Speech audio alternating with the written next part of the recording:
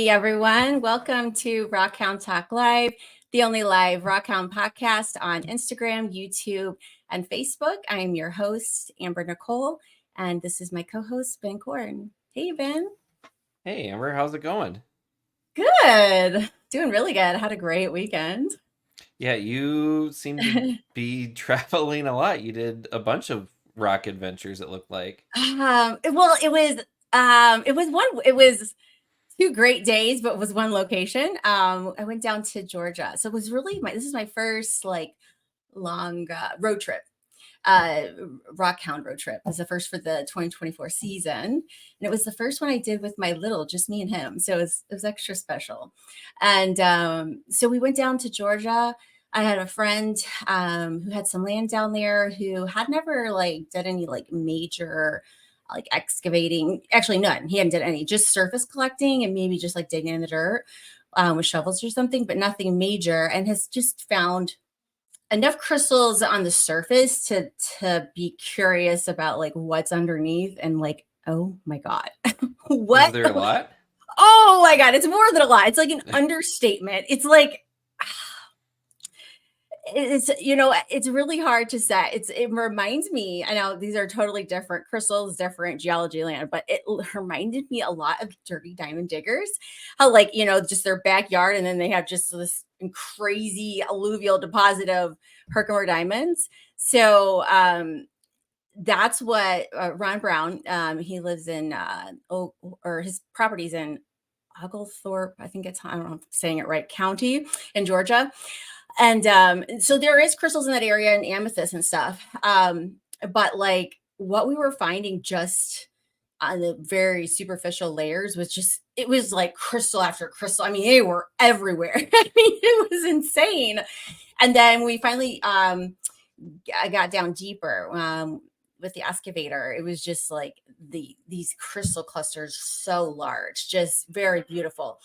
And we hadn't reached any amethyst, which he was kind of hoping, because he found some on the surface. So it's definitely there. I mean, he found some on the surface. There's definitely some underneath. So it's very exciting for him, because his life just literally changed in one weekend. He went from not Jeez. really knowing he's finding crystals around his backyard, to literally having a mine. And now it's going to have people coming there to mine crystals. And we had Amos there. So Yep.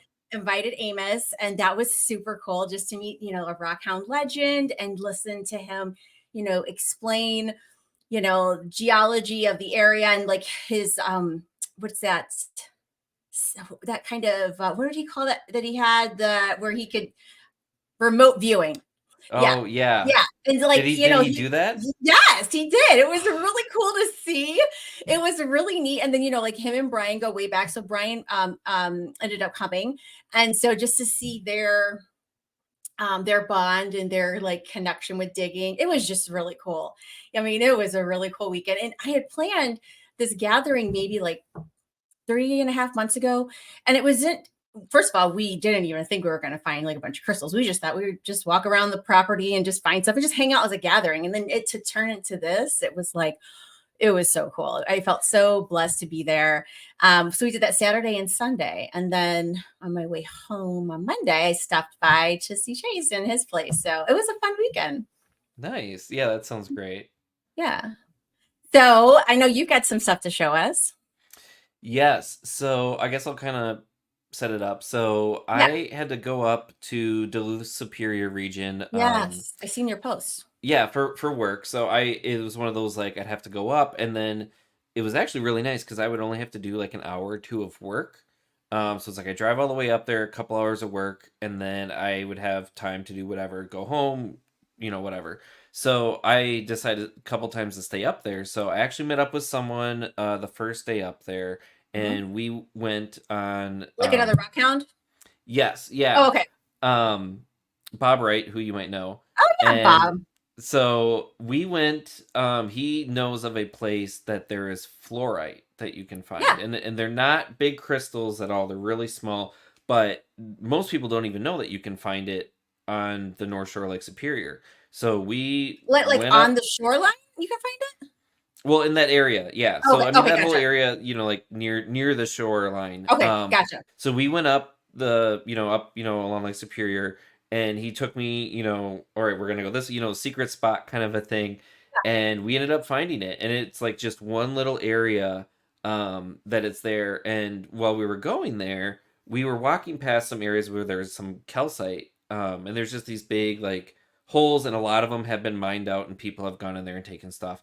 And we went past one of them, and I was like, there looks like there might be some good crystals in here. He's like, oh no, there's better stuff ahead. So we like kept going, and I actually went to a different spot the second day I was up there, and then the third day, when I had to go up there, I was like, let me just go back in that area and just kind of Yeah. walk around. Maybe there's stuff in the woods, like I'm just gonna explore. Um, so I walked back. Let me see. So this was the hole. I had started mining away some stuff at the time. And there's actually in the bottom left hand corner is like a plate that I was like working So on to get out. real quick, so is this like kind of explain that this kind of area here is this like a big boulder? Like what are we looking at like Yeah, so here? this is like a cliff face. Oh, So cliff. there's a Okay, there lot you go. of so this is part of the North Shore volcanic system, I think it's called. So this is all old volcanic rock from the failed rift system of Lake Superior. So like So and it's actually rhyolite. yeah. So there's rhyolite. There's also a bunch of basalt. Okay. A lot of this is like the host rock for the Lake Superior agates that people find. But you can find other stuff. It's really interesting because there's actually some parts of it you can actually kind of match with like the Upper Peninsula of Michigan because it was like a rift system. So some of Yeah. it was kind of the same. But this was the pocket that I found, and I mean, this took me 3 hours of pounding hard rock to get into this And pocket and get you crystals. probably didn't have like the right tools that you probably needed for that. You probably would have chosen different tools, right? Because you probably No, weren't I thinking. Oh, no, okay. I kind of knew like what to maybe expect. So I had like a Okay. chisel and a mini Okay, good. sledge, and like I Okay, you kind of got a knew mini what was sledge. going Okay, on. yeah, because I'm the one that's notorious where I just always have my geo hammer, and I'll Oh yeah. find something like that, and I'll only have a geo hammer, and I'm like, oh my god, like it never fails. I just need to carry the little sledge with me, so that's good. Yeah. You were prepared. Yeah. The only thing that I wasn't prepared for was I did not think I was gonna find this much. So I didn't have like I had to take my sweatshirt off to like wrap up some of the crystals, and not all of them I could wrap up. So trying to get back to the car, some of them got damaged. But so this was like the hole, and I started excavating away, and then these are All some of the right, crystals.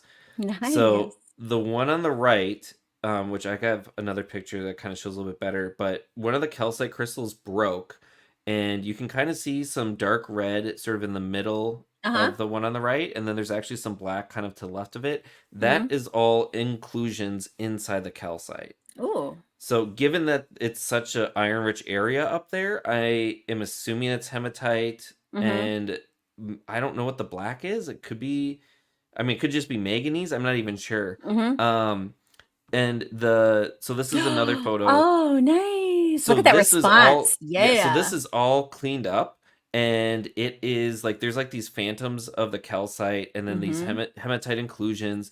It's really interesting. I was reading up about the area, and they were saying that, I mean, some of these rocks are 1 billion years old. So they've Wow. had multiple like events of calcite formation in some of these pockets, and so these are like different events that have Yeah, just yeah, built yeah. on top of it. So it's really interesting. So and then the photo on the right, it was actually from a different pocket but in the same area that I had already taken some photos of, but it's got a really great UV response. All of Yeah, it these I pulled out of does. this pocket have the red color. So um the white is, oh, I know what the white is. That's probably the part that was exposed to light, the calcite that was exposed to light. it might have been, I actually I don't think know, because like I because pulled. what happens to mine, at least in my area, like anytime, like actually the calcite that I just extracted last time we were talking, if it was an area that was exposed to the light, that area will be essentially white, like that's like almost bleached when it's under UV. And then the part that was covered is like at that super vibrant color. So Hmm. I would imagine that that's probably the part that was out. Was any of it exposed to the Well, sun so at all? this was from a different pocket. So the stuff that I Oh, pulled out, which I didn't take any of the UV photos, none of it, like all of it is red. okay.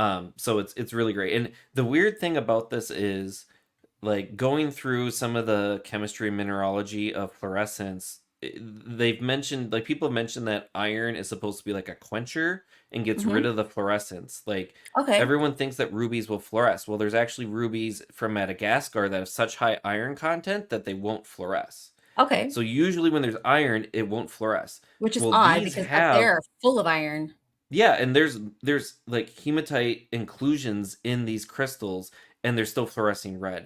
That's So cool. I don't fully know what's going on. Yeah. But it's, yeah, Oh, and that's this is gorgeous. one Yeah. little plate. It actually did break, not the big crystal, but the bottom of the plate actually broke a little bit. And this was cleaned up, so you can see it's like brown in a lot of spaces after it's cleaned up. I don't want to try to do like iron out or anything because it's calcite, Yeah. Right. Right. but yeah, so I found some amazing crystals. I Yeah. was like so happy to be like up there for Yeah. work, and like, because I'm happy like, for you because you're like an agate guy. So when you get crystals, it's like extra special for you. I know, yeah. I was like, like, and everyone, like, going in the area, and then there's like people walking, on the beaches, and everyone looks for agates. And it's weird too, like in Minnesota, because there's so many other things. Like, you can find like dadolite, thompsonite, a whole bunch of other stuff that aren't agates, but everyone only looks for Yeah. agates. So if you do like find other stuff, like, a lot of people just don't know, and they just walk right past it. Yeah. So that means there's a lot of good stuff up there that no one's looking for. Yeah. Yeah. So I I was, just so that want was, I to, was really oh, sorry, go ahead. happy with being able to do rock hounding basically with my Yeah. mileage and everything paid for with work. It was great. So real quick, I'm just going to do a shout out to some of the people that are joining us. We've got Papa Gems. We've got Armand, Mike. Hey, actually, Mike, I was going to put this up there. Amber owes me a secret location. Yes. So the pocket that I got to, that calcite crystal that I showed like with Amos like 2 weeks ago, I did get that location thanks to Mike. Good looking out, Mike. I appreciate that. I do owe you a secret location. So that's funny. So yeah, well, so we've both had two great Rockhound experiences in the last few weeks. That's good. Yeah. Yeah, and So one other thing I wanted to yeah. mention, Oh yeah, just but because the lore tome. we sometimes talk Yeah. about like rock hounding news, and this has been like all over. I just kind of heard like rumors about it, and like, I still like haven't seen like an official announcement from Lortone, but apparently Lortone is, I think they're trying to sell their business, but in respects to like everything, they're basically going out of business, which is Wow. crazy to Yeah, me because crazy. they're always the brand that, like, if someone's like, what tumbler do I get, it's Yeah. like Lorton. Like, they last forever, they're great. So I know there's a bunch of other like tumbler companies trying to Tumblebee. come in. Is it Tumblebee's kind of one that's kind of peeking up there, right? Yeah, Tumblebee's like a newer one. I believe Diamond Pacific might be making Okay. Oh, one now really? too. That's Yeah, so cool. there's like new, like, some of the companies are sort of like, they kind of started to have tumblers, and then this is complete rumor. Someone told me it's not true because they talked to an employee at the store, which Uh-huh. I don't know how accurate that is, but someone said that they heard a rumor, so this is all gossip. Can't say if it's true or not, but Harbor Freight might be discontinuing their tumblers, which I know some people gravitate towards because they're on the cheaper end, but they're not like National Geographic where they're plastic and like super cheap. So don't know if that's true or not. The person that I heard it from said they tried to get it more information, but couldn't Mhm. find any actual information. So Mhm. there might be some big kind of shakeup in the Well, publishing or this world. is an opportunity for somebody to create, mass produce and create, a tumbler. It would be great if a rockhound could come up with something really great and get that going. It's an opportunity for someone out there. So Yeah, could yeah, be and that. there's a bunch of stuff right now. It seems like kind of post COVID. Like, I know of someone actually in Minnesota that's looking to sell a rock shop. And I saw an ad in like Rock and Gem that there's someone, I think, in Canada that is trying to sell like a full rock shop, like the building, the inventory, everything. So like, it just seems like it's just like this time where like people are either like, I'm gonna retire and take a break, or people are like, I'm gonna like do something, and like, they've got momentum, and they're gonna pick up something, or start something cool. So A lot of um changes. yeah, yeah, it might just Yeah. be spring, who knows. So I just want to real quick. Where did this is cute. I like this joke. It ain't pocket science. I love it. It's a good geology joke. It's a good Rockhound joke. That's cute. Okay, so we have an exciting guest tonight. Ben, would you like to introduce our new guest? yes, so our guest tonight is Chase Pipes. If you don't know him, he is a historian. He's a rock hound, fossil collector, all the things of digging in the dirt. He's also the owner of the Smoky Mountain Relic Room, which is in Tennessee, which is a great Oh, rock incredible. shop, artifact shop, all of that kind of stuff. And if you want to see more, he does a bunch of YouTube videos called Chasing History. So you can check him out there. But let's talk to him about all that. So welcome, Chase. Yay! Hey Hey, guys, how are Chase. you? Hey, how are you? Good. Thank you guys for having me on. I really appreciate it. Yeah, I'm excited to have you on and share your journey with everyone. And let's just start with telling us, when did you discover that you had uh, a passion and love for history or history related items? Like, when did that start for you? Oh. So where I grew up on English Mountain in Sevier County, Tennessee, and at our house we had a little garden. Well, I found an arrowhead in the garden, and I was about 5 years old. I was so excited. I went and showed my dad. He was like, "Oh, it's great. Go find another one." I went and I found another one, and so then my dad got me a subscription to the Central States Archaeological Journal. They still exist to this day. And quarterly, I would get this archaeology magazine. And I would, this little 5-year-old, it came in the mail with my name on it. I got a little, That's card cool. that says member. I didn't have any money in my wallet, but man, I had a wallet with that membership card in it.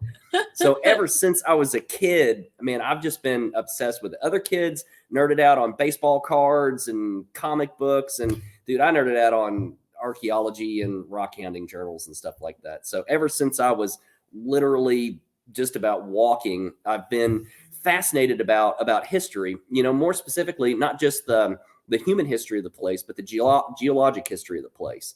Being able to stand on a place and look and to see in your mind's eye everything that happened on that spot, from human history to geology, all of it. It fascinates the heck out of me. How Yes. could that not be? How could you not want to not know that? Right, It's exactly. just, yeah, it's so cool. So ever since I was a kid, I've been into it. And then my dad was involved in the artifact world as a Mhm. dealer, kind of on the side. So as a kid, I would go to shows and stuff, Okay. and learn kind of the trade of the artifact world. And then when I was in my early 20s, I started doing some fossil hunting. I hooked up with some fossil hunters, and man, that was like a whole freaking other awesome window.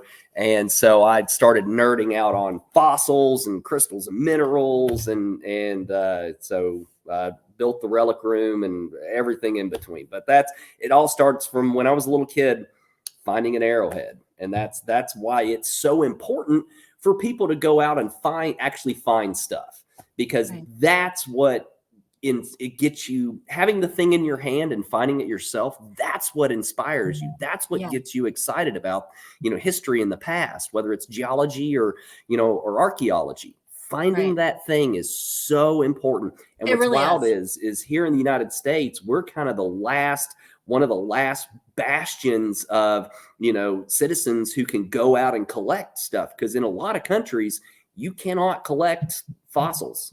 So Mhm. crystals and minerals, yeah, that's a little bit more lax, but as far as fossils and artifacts in other countries, you can forget it. We're pretty much it. So So Wow. I've got a question kind of going back because I think I read so your dad was selling artifacts and then he was doing something with knives like kind of on the side.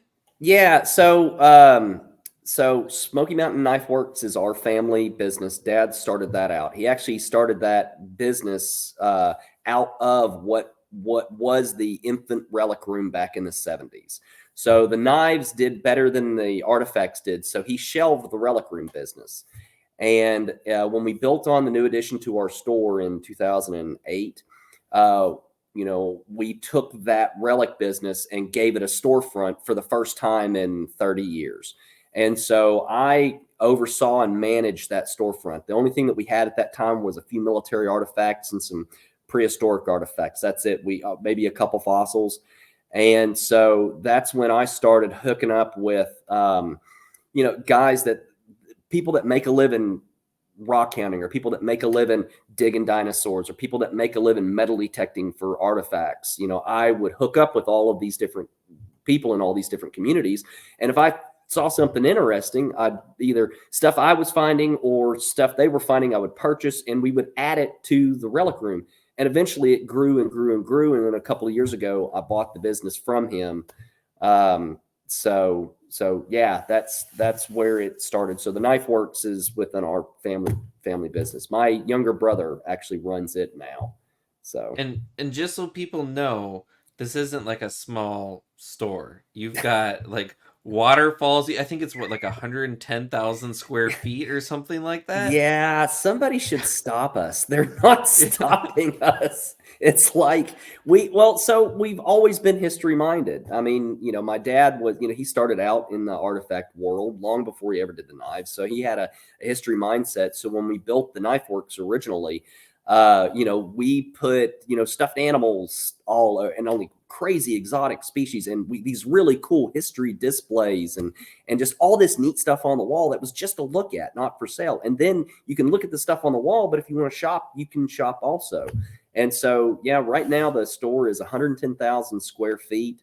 It encompasses 3 different businesses. So you've got the Knife Works, then you've got Smoky Mountain Guns and Ammo, which is my little brother's business, and then you've got Smoky Mountain Relic Room, which is mine.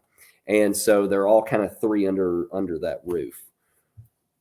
But yeah, it's not all. Yeah, there's 2 waterfalls, 2 creeks running through it. There's displays everywhere. It's a freaking madhouse, man. And then you've got, the relic room and all of its diversity. It's like I said, man, nobody's stopping us. It's like, we think it's cool. We're going to do it and put it in the shop. Either it's like those, the crystal, the 2 Amethyst Cathedral entrance. A buddy of mine, Richard, who digs for amethyst down in Brazil. That's what he does. He had this giant freaking pair. And I was at Tucson, and he offered it to me for a stupid cheap price. I'm not going to say what, but it was dumb how cheap it was. And so I was like, well, if I get it, I can't ever sell it because I can't put it in anybody's car. They're 15 feet tall. Yeah, so it's like, well, I guess I'll get it and put it on display. So that's a lot. That's how a lot of the neat stuff that's in the shop gets in there. It's just, man, I think people would really enjoy seeing that. And where else are they going to see something like that, like in person, like that's really cool just to be like, you didn't see it online. Like you got to see it in person. Like it totally resonates differently. Like I had never seen anything like that until I got there. And then it's just like, oh, this is cool. It's even cooler. Yeah. Well, I mean, that's what it is. It's a total experience. It's like I said, it's kind of it's a museum that you can come in and look around, or it's a museum that you can buy from. And so so we build the Relic Room as the largest diversity of history for sale anywhere in North America. And we can't find another store that has the diversity that we have. Because we have everything in geologic history going back to, literally the oldest fossil that ever actually, it was until like last year. I think last year it got dethroned, but it's literally the oldest fossil known to science. Buddy of mine, Tom Capitana from Crystal World, he lobbied the Australian government for like 20 years to be allowed to collect this for sale for the public. And the government allowed him to go to this site, North Pole Dome in Australia, collect a handful of it. He was only allowed to do it one time. And we bought some of those fossils. So it's literally the microbial mat, the single cell bacteria that all life sprang from. This is that fossil. And so we start there. And we've then got some for sale. So we you can start start at there. the beginning of life and go Right. all the way up. And go all the way up to the Cold War. We've got Cold War military artifacts. We had some Iraq War military artifacts once, some soldier bringbacks. So, and everything in between: Roman, Viking, Celtic, all your famous cultures, prehistoric Stone Age cultures, going back to the early man stuff, the tools that were made by Homo neanderthalis, Homo habilis, early Homo erectus, early Homo sapien, the tools that were made by species of humans that are extinct, but made tools. We have their tools. You can, for no joke, for $20, you can pick up a tool made by a species of human that's extinct. The hand axes. That is so crazy. I just, the fact, you mentioned that when I did a tour this week with you, is that like how important it is to you that people learn and appreciate history. And part of that is being able to we'll talk about ownership and your view on that. But to be able to afford to have something like that, because in most places to have something like that would be an astronomical amount. So I think that is awesome. And I to think that you have that kind of model is just I can't even put words on it, to think that way. The thing the truth of the matter is that artifacts aren't rare. Crystals and minerals are not rare. Fossils are not rare. This stuff isn't rare. Right. Where you go to places where you can find fossils, they're freaking everywhere. Now, there are rare species, there are rare crystals and minerals, and there are rare artifacts. But the common stuff is abundant. Human beings have only been collecting, crystals and minerals and artifacts and stuff for about 200 years. You don't hear about medieval guys going out and rock hounding. They didn't do that. It wasn't until the 18th century, the Age of the Enlightenment, where, people started trying to figure out how the world works, that they started collecting things in order to figure out those geological processes or those historical processes. So collecting is still a relatively new thing. But this stuff is abundant and out there, and you shouldn't have to be some rich dude up on a hill to be able to have a really cool piece of history, whether it's an awesome piece of natural history like a cathedral or a cool crystal, or a really cool piece of human history like an early man hand axe or a Roman coin. It shouldn't cost, and it absolutely, forgive the expression, it pisses me off. I don't know if I can say that or not. Yeah, but it does. People have said far worse. You're okay. Right. All right. It does, dude. It pisses me off.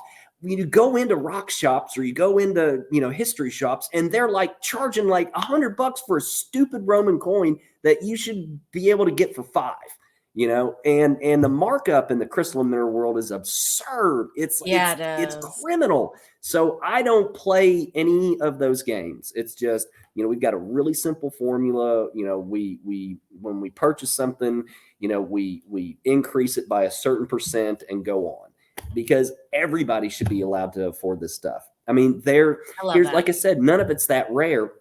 And human beings have made more things in our history than all the museums in all the world can hold. Okay. The museums cannot hold every arrowhead ever made, every fossil that ever fossilized, every crystal or mineral that ever grew. So it's up to the public to take care of this stuff. And when you purchase something, you're paying for the right to have the responsibility to take care of it. You don't own it, because you're going to die, but it's still going to be here, and it's still going to, carry on. And its job is to tell us the story of the history that it witnessed. So when you pick up something, you're paying for that responsibility to take care of it and to ensure it's path down the generations. So, and you're going to make sure, like, collectors are really particular. They really make sure that stuff is cared for, and that when it's time, it gets passed on to the next person. Yeah. So I've watched some of your videos, and it kind of strikes me that you know so much about so many things, because I've seen you talk about the Civil War. I was reading you did Revolutionary War reenactments. You're That's my jam. One of the few people that I've seen just rattle off dinosaur names. You just know it in the back of your head, and even as a geologist, I'm I don't know, T-Rex. So with all this stuff, and then I think I saw you went to college for a couple years and didn't finish. But like, how did you learn all this? Was just this like osmosis of being around people that know stuff, or do you just like dive into books and just study like certain topics, or like how did you get all this knowledge? Well, first off, the reason why I do what I do and I'm interested in what I'm interested in is because I love to learn. And I've got so much to learn. And that's what makes it fun and interesting is that, you know, I know a little bit about a lot of stuff, but I still have so much to learn. And I love surrounding myself with people who are experts in those specific fields, because then I can sit down and nerd out with them and just ask a billion questions and continue to learn. But I went to college. I wanted to be a college level history professor. That's what I wanted to do. But math, I can't do math. My brain does not work that way. It's like, I'm sorry. And I literally could not pass the math classes. I tried so hard for like 2 years and it wasn't happening. So I dropped out and went to work, you know, with my family in the business. And then the Relic Room popped up and went that direction. So, but my thing is I'm interested in everything. I want to know everything. I want to learn about everything. It's like the paranormal is a big interest of mine because I see it as an emerging science. So there's so much to learn about this world and this universe, and history is a great place to look. So I find something that I'm interested in, and I dive in. I read everything I can get my hands on. I listen to every documentary, every book I can get my hands on, and then I go out and I meet the people who focus in that field, and I talk with them. I nerd out with them. I'll go out and I'll dig with them, and I'll just learn as much as I can. You don't have to go to college in order to learn, and because you're out of high school doesn't mean you get to stop learning. That's what makes humanity awesome, is because we can just learn for the rest of our lives. And it's so cool. And we can learn brand new things for the rest of our lives. And it's so cool. And so I nerd out on learning. And I'm I'm so fortunate and so blessed to have met and call friends some of the greatest, some of the smartest people in these fields. I have got some incredible friends that are patient with me, that take their time to educate me. They're pro education. A lot of them I've interviewed on my YouTube channel. And they're passionate about it as well, because they love to share the knowledge. And so I'm really blessed to have met some awesome, awesome people along the way. Yeah, that's great. You know, I don't think your enthusiasm and passion is so infectious. Like, you could literally turn somebody who doesn't care a lick about history and make them like it. I couldn't imagine somebody not listening to you and not liking history in whatever aspect. Well, that's what I'm here for. You know, that's what I think I'm put on this earth to do. I'm here to get people excited about the past. You know, humanity uses tools like science and medicine and religion and government to better, you know, humanity. But the one tool we don't use is history. Now, just imagine. So mathematically, neither of you will go through a situation in your life that hasn't already happened to somebody else. No matter what the situation is, there's been too many humans living too many lives. So imagine if you had a resource where you can type in, you know, I'm fighting with my wife or whatever today, we're having this problem. And there's 100 examples of how people succeeded or how people screwed it up. And you can learn what to do and what not to do. That's what history is. But you're not going to get people, you know, to think that way, to use history as a tool, if they're not interested in it. And the problem is our educational system. What I'd love to do with like the latter part of my life is help to revamp the entire American educational system, because it's broken. And history is a great example why. So history in our current educational standard, you have to be able to test people on their knowledge. That's how we know people are learning, is testing on their knowledge. Well, the way that we do test is a written form, you know, questions A, B, C, D. So then, all right, you've got a story. So you have to teach a story in a way that it can then be tested. And so that leads to learning names and dates, and it removes the story from history. So what I will try to do is bring the story back to it. Because, dude, Game of Thrones ain't got nothing on stuff that's actually freaking happened in human history. Like, dude, some stuff it's real things that have happened. And I think that, if I can just get people to think differently about history, then they'll be interested in it. And if they're interested in it, then they'll learn from it. And also, so how do you make the planet a better place? So, well, it's everybody taking care of the planet. That's going to do it. So how do you make people want to take care of the planet? Well, you get people excited about the history of their area. If people know the history of their hometown, they understand that story, that past, then they're going to love it. If they love it, they're going to want to take care of it. And if they take care of it, they're going to see that it doesn't get overdeveloped, that it doesn't get polluted, that it gets taken care of. And it all starts with history. So I think that history can be one of these tools, like science and medicine and religion and government, that humanity uses to better ourselves. I see history as one of these tools that we're just not using. It's like we're trying to build a house with a rock, and we've got this awesome hammer sitting there. And I'm saying, pick up the freaking hammer. It's a good hammer, and it'll teach you to not mess up. So right. I mean, if you think about it like that, really, we really don't use history as a tool at all. No. Yeah. And that's secretly, that's everything that I'm trying to do is like, that's it. I'm trying to use what I have in order to get people excited about history.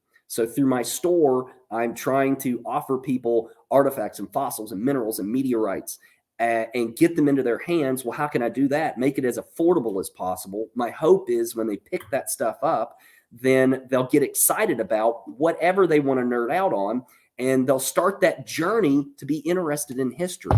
And then I can go and I can, the Relic Room, it really is the funding for chasing history. And I can go do what I want to do, and that's dig stuff up and teach people about it. And then that way I can teach people about history in the past and get them excited about it. And hopefully that'll make the world a better place.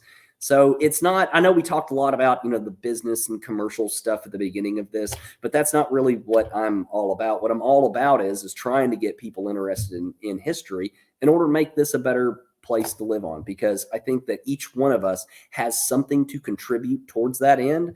And this is just what I have that I can contribute.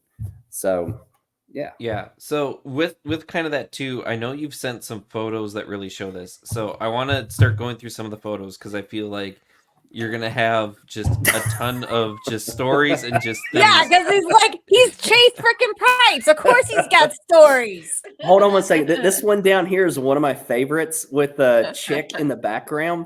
So all right, check this out. She's given so this is back in April. This is with my buddy Andreas Kerner. He's German, living in America.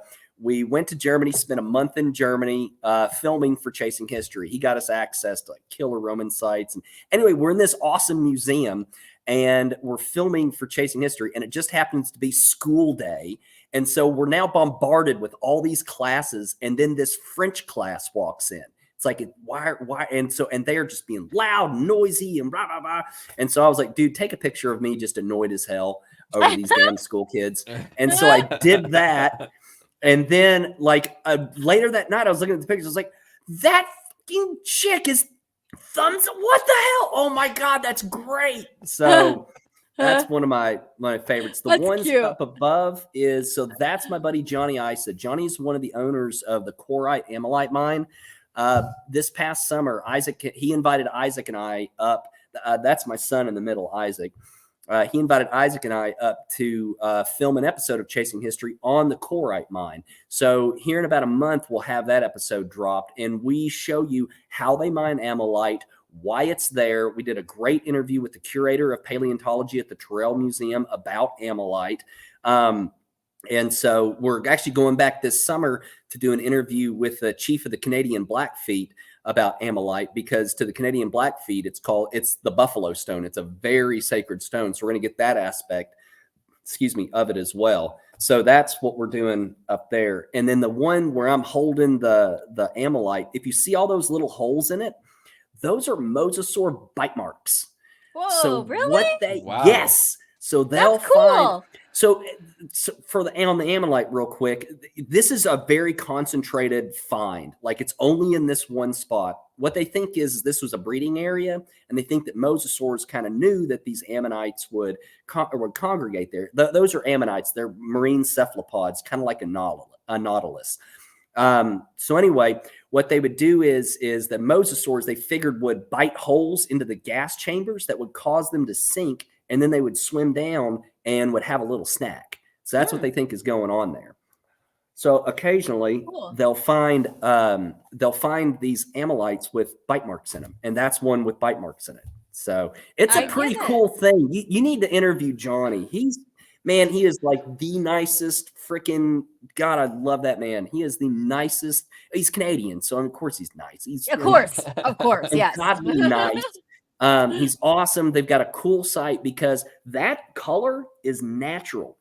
And reason why, it's just this one spot on the planet that causes that. And so this is found kind of in a valley.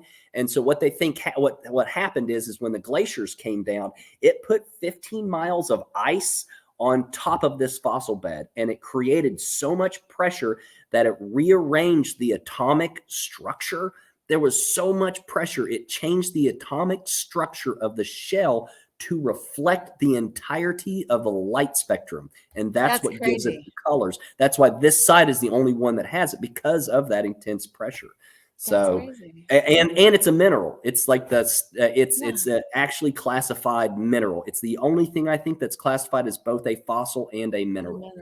So I'm trying to think of the name of the mineral that it actually is. I think it starts with an R. Anyway, but yeah, it's a cool thing. So that's those pictures. Okay. And then these look like some educational, this is some educational stuff. So the one I did a Zoom class. This is towards the end of COVID. I do a lot of talks for schools and classes. So I love doing seminars and stuff like that. So this was a seminar for a middle school in Middle Tennessee. And so basically where I showed them around the shop and just taught them about, the history of life. I've got a couple of talks. One is like, the history of the world in 2 hours. And then I've got one that's for Tennessee kids, like the history of Tennessee in 2 hours. And I'll go through like the geologic history and the dinosaurs and human history and all that. So that was one of those classes. So, so the next one, I can't believe this is what I'm saying, dude. They're not stopping me. Like somebody should stop me, but nobody's stopping me. No, we don't want you to stop. This is great stuff. So I had bought a collection, and in that collection was an old Victrola talking machine from 1915. It's actually right there in the house. That is that machine. So it's an old Victrola from 1915. I bought it in a collection, and with it was a bunch of records and stuff. And so I nerded out on this thing, and I met a guy in South Carolina that restores them. I got him to restore it. So anyway, my podcast, it's called Chasing History Radio, is my podcast. And so it's live once a week on our local radio station. So I'm hanging out with 2 local radio DJs talking about history for 15 minutes. And we try to keep it fun and funny. And so anyway, I was telling them about doing this, and Jay, one of the hosts, was like, well, why don't you bring the Victrola down? We'll play it on the radio. And I'm like, dude, what? No, wait a minute. Are you serious? I can bring this down and we can play this crazy thing on the radio? He's like, yeah, sure. I was like, oh my God. I was so freaking excited. So we brought the Victrola down. I, did a thing on the history of the Victrola, and we played the Victrola on Sevier County's morning drive radio station at 9 o'clock in the morning. Dude, we were playing, all kinds of crazy classic hits. The very first blues record that was ever recorded from the Dixieland Jazz Band. It's before not blues, but jazz. The very first jazz record ever recorded. We played that. Cool. We played So anyway, so that's I got to play a Victrola live on the radio. Probably the first time in 60 years since that's happened. Oh, yes. The mammoth. Yes. So the one on the left is me doing. A buddy of mine has got his dad's got a YouTube channel called the Appalachian Channel. If anybody likes Southern Appalachian history and mountain history, it's an awesome YouTube channel. I definitely go check that out. So he was doing one on us on the Relic Room.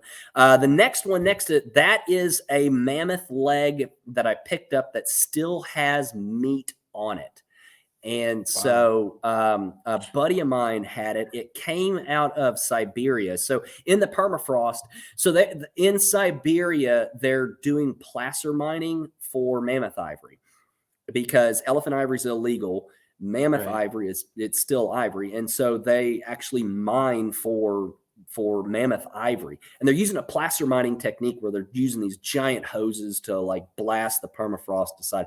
Well, sometimes they find some crazy stuff like woolly mammoth hair. I was like, well, how can woolly mammoth hair exist? Well, woolly mammoths would shed their winter coat every spring, and you get these big, giant, massive mats of hair that would go into a boggy area and then be frozen and be permanently frozen for, 20,000, 30,000 years until these guys blast it out and find it.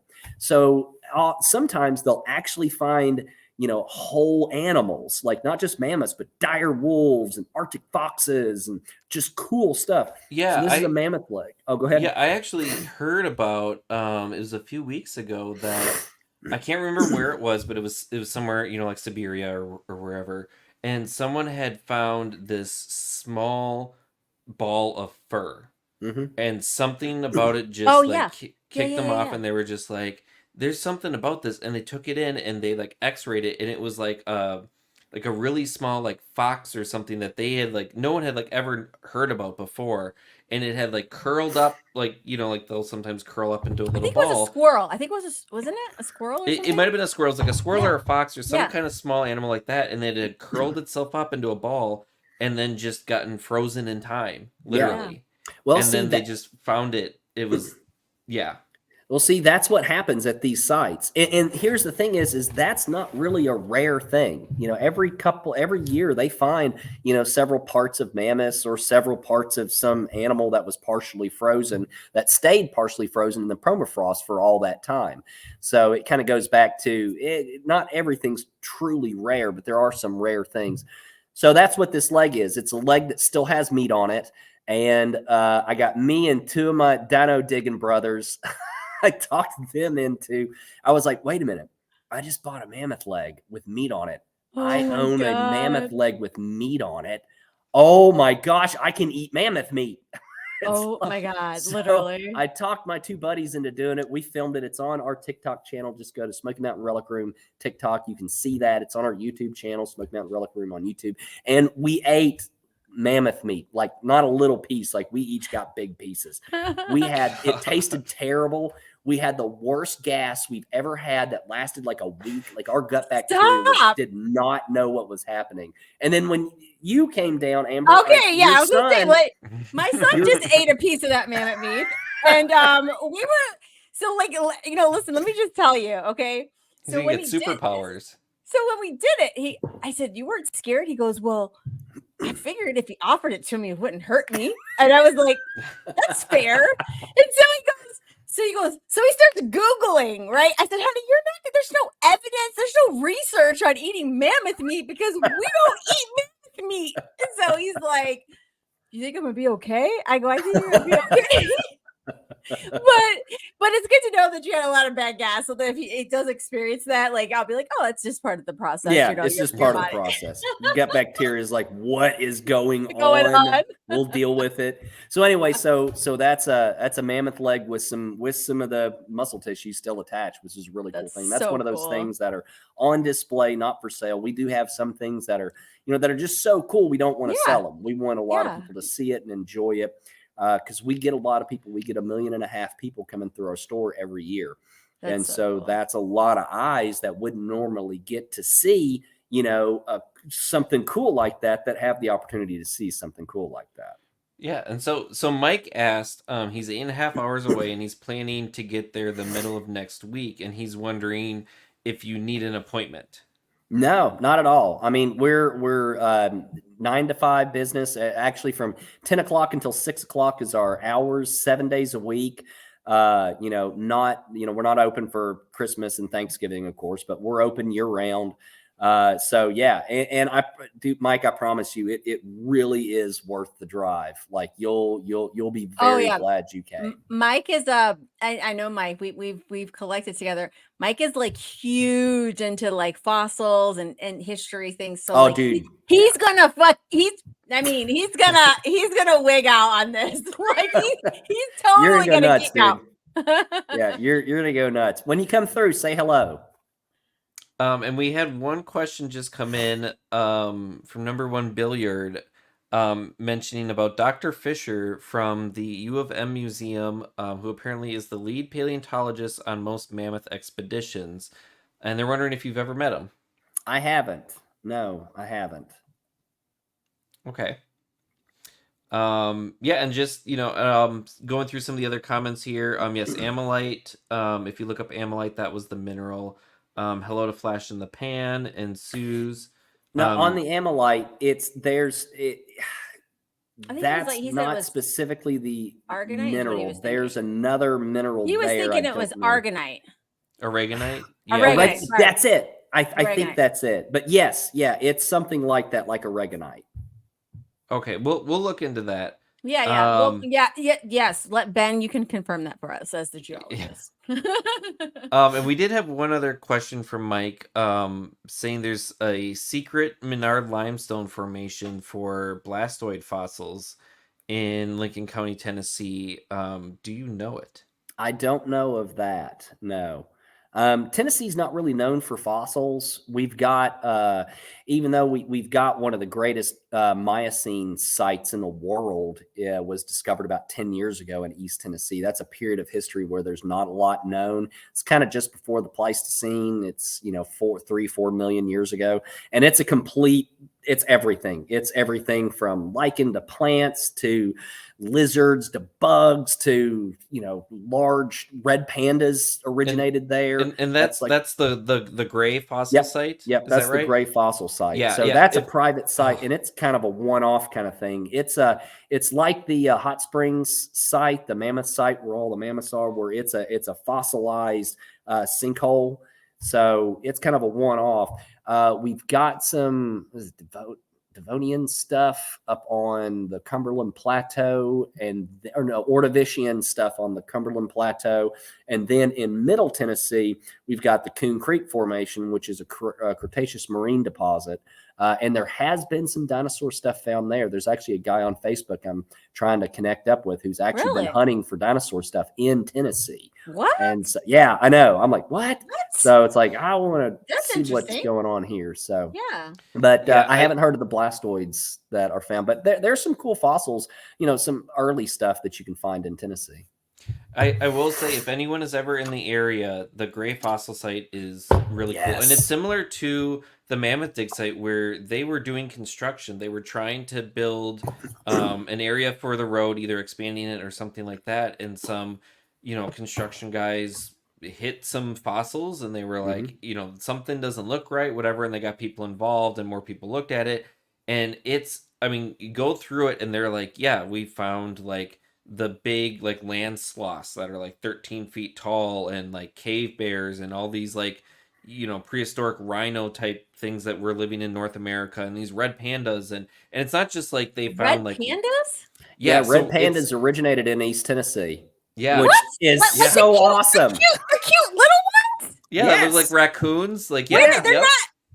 How come they're in Asia now? Oh no, we pissed everybody off. Yeah. Wait a minute.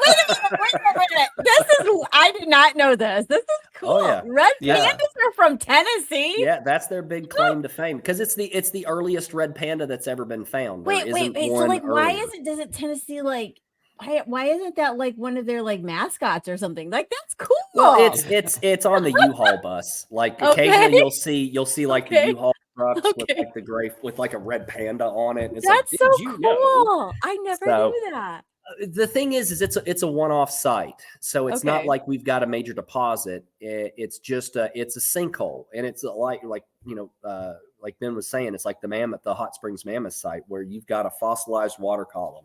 So basically, you've got an old sinkhole that dried up. Everything fell in. It dried up as the millennia went. The hills around it eroded away, leaving this water column intact as a hill. And when they cut a road through it, they whacked into all these fossils and Oh brought the wow, state yeah. in. And they were like, what? This is what? And Wait, it wait, just Yeah. blew away Question. because it's from a period that scientifically we don't have a lot of sites from or When did anywhere in they the world. when did they like learn all this? Like how long ago? Oh, I think they found it around 15 years ago. And Okay, I so it's think fairly around, new. Okay. yeah, Yeah. no, yeah, it's fairly recent. And they do you can help volunteer. I know they were looking for volunteers to like, because what'll happen is they'll go through and they'll dig out some of the big fossils, but they'll keep the dirt, and volunteers can come and help them like sieve through the dirt and find like the microfossils, which are important because micros you are find so out a much lot fun. more about the environments and things. But kind of going back to the thing about like certain things aren't rare, or people think that they're super uncommon. If you go through like the Gray Fossil site, they'll even mention like they have found like 13 of these like old like horse like looking things, and a whole bunch of like other, like they'll have like really cool Tapers. ones on display, but they have so many fossils. Yeah. And they've got really cool windows into the prep labs. And like, yes, if you're in the area, that's what Okay, I did. that's I had to go to cool. Bristol for work, and I busted my ass and finished early. And I was like, where am I gonna go? I was like, all right, I'll go see the Dolly Parton statue, and like, what else? I was like, oh, the relic room, like there's a cool rock shop near there. And then I was like, oh, there's this fossil site. And yeah, there's so much to do in that area that is Oh, so this just- area is kind of by the relic room? Yeah, it's not too far from the shop. Okay, cool. So East Tennessee's got some cool history. I mean, you're talking one of the oldest mountain ranges on the planet is the Southern Highlands of the Appalachian Mountains, the highest peaks on the East Coast, right there, Yeah. right where we're at. I mean, those mountains were mountains before life when complex life was just getting started on land. I mean, that's how Right. old those mountains are. Not only that, but there was a mountain range that existed on that spot going back 1 billion years before the Smokies were ever formed. So it's one of the only spots on the planet that I know of where for all of known time, there have been mountains. So, 1 billion years ago, there was a mountain range. It completely eroded down. And to 350 another million mountain years range. ago, the Appalachians formed, and it's slowly eroding down. So Wow. it's just, when you come into Tennessee, man, it's just, it's awesome. It's like you're walking into something ancient. I mean, it was the largest expanse of virgin forest east of the Rockies in the 1930s. And then they logged it and was like, now we'll make it a national park. But it's gorgeous. It's a cool area. It really is, yeah. All right. So this was this past February. This was the last big dig. So we, a buddy of mine worked on a ranch in Arizona in the Oro Valley, and he was telling us about, tripping over all these bombs. And we're like, what? So we did some research and found out that this rancher, his great grandfather or whatever, leased out part of his ranch to the U.S. Army Air Corps as a practice bombing range. So what the Air Corps would do is they would have these dummy shells. These are 100-pound, not artillery, but 100-pound bombs that were dropped out of B-17s filled with sand. And what it was to teach bomber crews how to work together and teach the bombardier accurate target bombing. And so they would set up targets on the ground, like, cardboard trains and crap like that. And so they would drop these bombs. Well, they're not going to go pick them up. So they go out there, see how accurate they was. Okay, all right, good job. And so they left out there, and now the farmer's got cows on it, and the cows are tripping on them and all this other stuff. And so he's like, please come dig these stupid things up. And so we're like, yeah. So we went and we did a whole day, and we dug probably 40 total, but there were only about 5 that were in this shape. Because if you can see the one, I mean, it's going 3 feet into the ground, and it's still filled with the sand that it was filled with from the 1930s, and it's 100 pounds. So, I mean, it was like after you dig out the third one, you're like, yeah, I'm done. I don't have an excavator. I've just got a shovel, man. I'm done. I saw these photos, and my immediate reaction was to my guilty pleasure movie Joe Dirt, where he's got the bomb he attaches to his back, and turns out it's it's a latrine thing, but yeah. And then these look like some fossils. So now we're getting to some of the Yeah. fossils. So the one to the top left that's my buddy Tyree Lamp. If you guys haven't ever heard of Utah Dump Digger, Yeah. all right, Utah Dump Digger. That's Ty. That's my buddy. We've been digging together for about 10 years now. He is a world-class commercial paleontologist. He puts on his boots every day, all day, and he goes dig dinosaurs. He is one of the most knowledgeable human beings that I've ever met. This was this past summer. He found basically a bone bed layer. It was probably part of either the curve of a river or a sandbar, more than likely a sandbar, where a lot of bones collected, a lot of animals collected during the Cretaceous. So we're digging out some. We thought it was trike when we first started it, but it ended up all being hadrosaur, just a pile of hadrosaur limbs, basically. And so we're digging that out there. But yeah, if anybody, Utah Dump Digger, look them up on Facebook, follow them. They are super, super awesome people. And you know, Ty's every day, all day, puts on his boots, goes and dig dinosaurs, and super knowledgeable. So that was this past summer on one of his ranches that he has a lease on. So what we'll do is every summer, and I've done this with my son since he was 5. So, you know, I'm a divorced dad, and I want to spend time with my kid. So when Isaac was 5, I called up my buddies that dig shit up for a living. And I was like, hey, I've got my son for a month. Can we come hang out and dig? Yeah, dude, come on.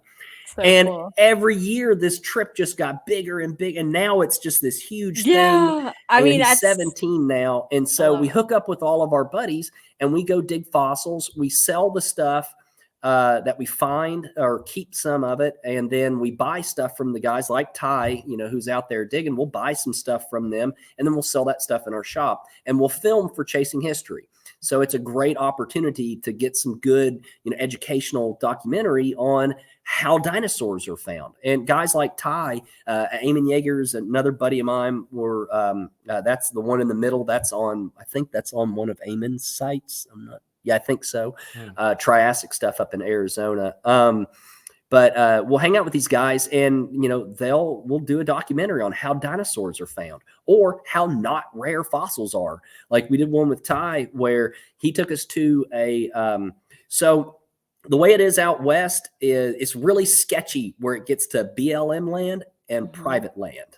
All right, let me see if I can explain this so everybody can understand. So what you have is you've got a guy that's got a ranch. All right, 50,000 acres.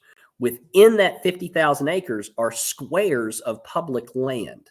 All right. These squares of public land, you can't hunt on, you can't collect on. We use GPS and apps to prevent us from getting on sites that we're not supposed to collect on. We are really, really hardcore on that to make sure we're collecting on spots we're supposed to be collecting on.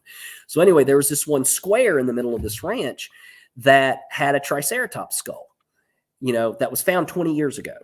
And so all of the appropriate people were notified, hey, there's literally an entire Triceratops skull eroding and turning to dirt. You guys should go dig it. 5 years. Hey, don't forget about this Triceratops skull that's literally laying on the surface. You guys should go get it. 10 years go by. So anyway, 20 years later, there's nothing but bones left. Or pieces, like tiny, tiny, tiny pieces. If you go onto our YouTube channel, you can see that episode. And we show you what happens to fossils when you don't collect them. So, you know, so with guys like Ty and Eamon and other guys we hang out with, we really do a lot of educational stuff to show people the reality of fossils, the reality of the importance of collecting fossils. So it's like we go to a site, we'll pick up every fossil that's exposed, all of it. We'll come back the next year and it's like we never touched it. It's producing that many fossils. But what's wild is the freeze thaw mechanisms that are in place destroy fossils really, really, really quickly. Like, so if a fossil gets exposed, well, most people think that, okay, that fossil is just it'll be there for 100 years and you can pick it up whenever. No, it'll be there for 6 months. And then it'll be in 1,000 little pieces. And the next 6 months, it'll be turned into dust. And so did a lot of episodes actually showing you guys fossils that are turning into powder and what it takes to save these fossils and get them out of the ground. One shot that we're working on is I want to put a time-lapse camera on a big bone just starting to come on out of the ground, that would be cool. and just let it run and let it turn to dirt, and to show people just how quickly that happens, because it really, it'll blow your mind. So, but anyway, so those pictures were out with those guys digging digging fossils, hunting stuff and filming for our YouTube channel. So this is another, we're out digging. This is with Eamon Yeager digging Triassic fossils on his ranch in northern Arizona. So there's not a lot of fossils out there from the Triassic. It's the first dinosaur period. So Eamon's another amazing human being. God, like Ty, I love these guys. They're some of my closest friends, and they're really passionate about the education as well. Eamon's business is Northwest Montana Fossils. He's from Northwest Montana, primarily focused on Two Medicine Formation and then the Triassic fossils out of the Chinle Formation. So he's got a great Facebook and Instagram and all that. Northwest Montana Fossils, look them up. They're really, really awesome. So we're on his site hunting for Triassic fossils and filming for our YouTube channel. And so that is, hey, Isaac, woohoo! My buddy Isaac popping in. So that's with Eamon. What's fun about that is that so we're like 2 miles from a vehicle. There are no roads. So I should have sent that one picture. It was one time we were out hunting. We were so far back on this ranch that we had to like dog sled our finds back because they're like 100-pound plaster jackets. So like, how are we going to get these out? So we came up, we went to the store and bought freaking kids sleds. And then we made like these little ties onto it. It looks like if you were to see some like guys in 1910, like crossing the Arctic, like Shackleton crossing the Arctic with like these packs dragging the sled. That is exactly what we were doing. That's exactly how we had to get this stuff out of here. So sometimes it's just, man, it's so hard to get some of this stuff out of here. But if we don't collect it, it'll turn to dirt. So that's digging Triassic stuff. It's that's a whole fun thing, and it's in the Painted Desert, and it's some of the most beautiful country that you'll ever be in. The middle picture is me and Isaac from this past summer. We're at, again, Eamon's site. This is a Two Medicine Formation site. This is he's the only one that I know that hunts dinosaurs this way. This is in his quarry, and it's literally hard rock dinosaur hunting. So what most people do when they hunt for dinosaurs, they're looking for bones that are on the surface that are weathering out of a formation where the ground's soft and it's not rock. Well, the Two Medicine is rock.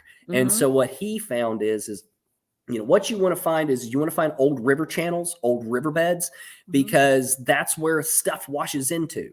Just like, we see on National Geographic, the wildebeest crossing the river, and then you look and they always show a shot of like 100 wildebeest dead piled up at the, in a bend of a river. Well, those same natural processes that happen today happened back then. So in these bends of these rivers, there'll be piles of dinosaurs, and then there'll be piles of the dinosaurs that were eaten on the dinosaurs. So, I mean, it's possible to find these spots where there's so many bones you can't imagine how many bones these are. And so when they find spots like that, they'll actually get heavy equipment, take the topsoil, take the top layers off, and open a quarry and actually mine for the fossils. And the picture in the middle, that's in Eamon's mine. He dug down about 50 feet to get to that layer, and he exposes it 20 feet at a time, 20 feet at a season. And we're there with rocks and chisels digging it out. If you go onto our YouTube channel, Chasing History, we've got several episodes actually on that site showing you how to hard rock dinosaur hunt. I mean, it's flat out work, man. But man, the preservation of the fossils out of the Two Medicine is just awesome. I So bet, yeah. the last picture on the end is Isaac and I from this past summer. This is hunting ammonite. So we're on the banks of I can't remember the river in Canada. So we're on the banks of the river there in Canada, right outside the Corite mine with our buddy Johnny Isa. And we're collecting ammonite fossils, how they were originally traditionally collected. So what's neat about the ammonite is that that material, when it reacts with oxygen, it starts to degrade. And so the quality of the shimmer and the shine goes away. By mining it, they actually find higher quality fossils with better preservation. And so we're looking for ammonite, but it's not like the really, really, really good stuff. Now, another thing too is that all fossils in Canada belong to the British Crown. Yeah. So we had to get special permission from them to be allowed to collect. And then they had to look at everything that we found. And then they deemed whether we can have it or not. And we actually got a letter from the Crown saying, yes, we bequeath these fossils, Mr. Bibbs. You may have these a gift from His Royal Majesty, King Edward the Seventh, or whatever it was. So that's where that was. That was really cool. And Johnny was just so awesome to let us come out and do that. That's cool. And I wouldn't be able to do these things without an incredible group of friends. And I am so grateful for my brothers in history that just nerd out on finding this stuff and who love to share the passion, allow me to come dig with them, allow me to film for Chasing History. And, hang out with you, give me and my son an awesome adventure every year. So I did look it up. This is according to Wikipedia. Okay. Ammonite, a little bit of trivia for you here. It was designated as the official gemstone of the city of Lethbridge, Alberta in 2007. In 1981, it was given the official gemstone status. Yep. So before 81, it wasn't even a gemstone or Nope. considered. But it is a calcium carbonate or aragonite. Yeah. So it was aragonite. Yeah, so it is an aragonite polymorph. And it can have minor amounts of calcite, pyrite, silica, other impurities. So, yes, it is an aragonite polymorph. I think that number one billiard, if I'm trying to keep up with our followers, I think that's also Mike. That's Mike, right? If you're Mike, if Mike Pales, if that's you, I'm pretty sure you have 2 accounts here. I think you were right. Yeah. So do be very careful, because it is calcium carbonate. So similar to calcite, anything that's acidic could damage it. Yeah. So what the Corite guys do is they'll polish it, and then they'll coat it in a protective coat to prevent any of that damage from happening. So, so these pictures, fossils and minerals is just a small part of my jam. Another part of my jam is the artifact side. And so this was at the Tucson show this past year. I've got pickers all over the world that pick stuff for me. And so this was one of my pickers that I was looking for a group of African spears that I could sell in my shop. And so he had found, over the year, he found a good group of spears for me. And so I bought a good bundle. The spearheads themselves are original. They're like, 150, 200 years old, but the shafts are, within the past 50 years. So, wow. That's one of the reasons why we have them. Yeah, that's one of the short period of time that they're using such primitive tools. Oh yeah, well they don't have access to these, during that time. That's the colonial era, so which is the era of pillage and plunder, where European countries are going into primitive parts of the planet and are trying to see what mineral wealth or natural wealth that they can extract from it using local labor.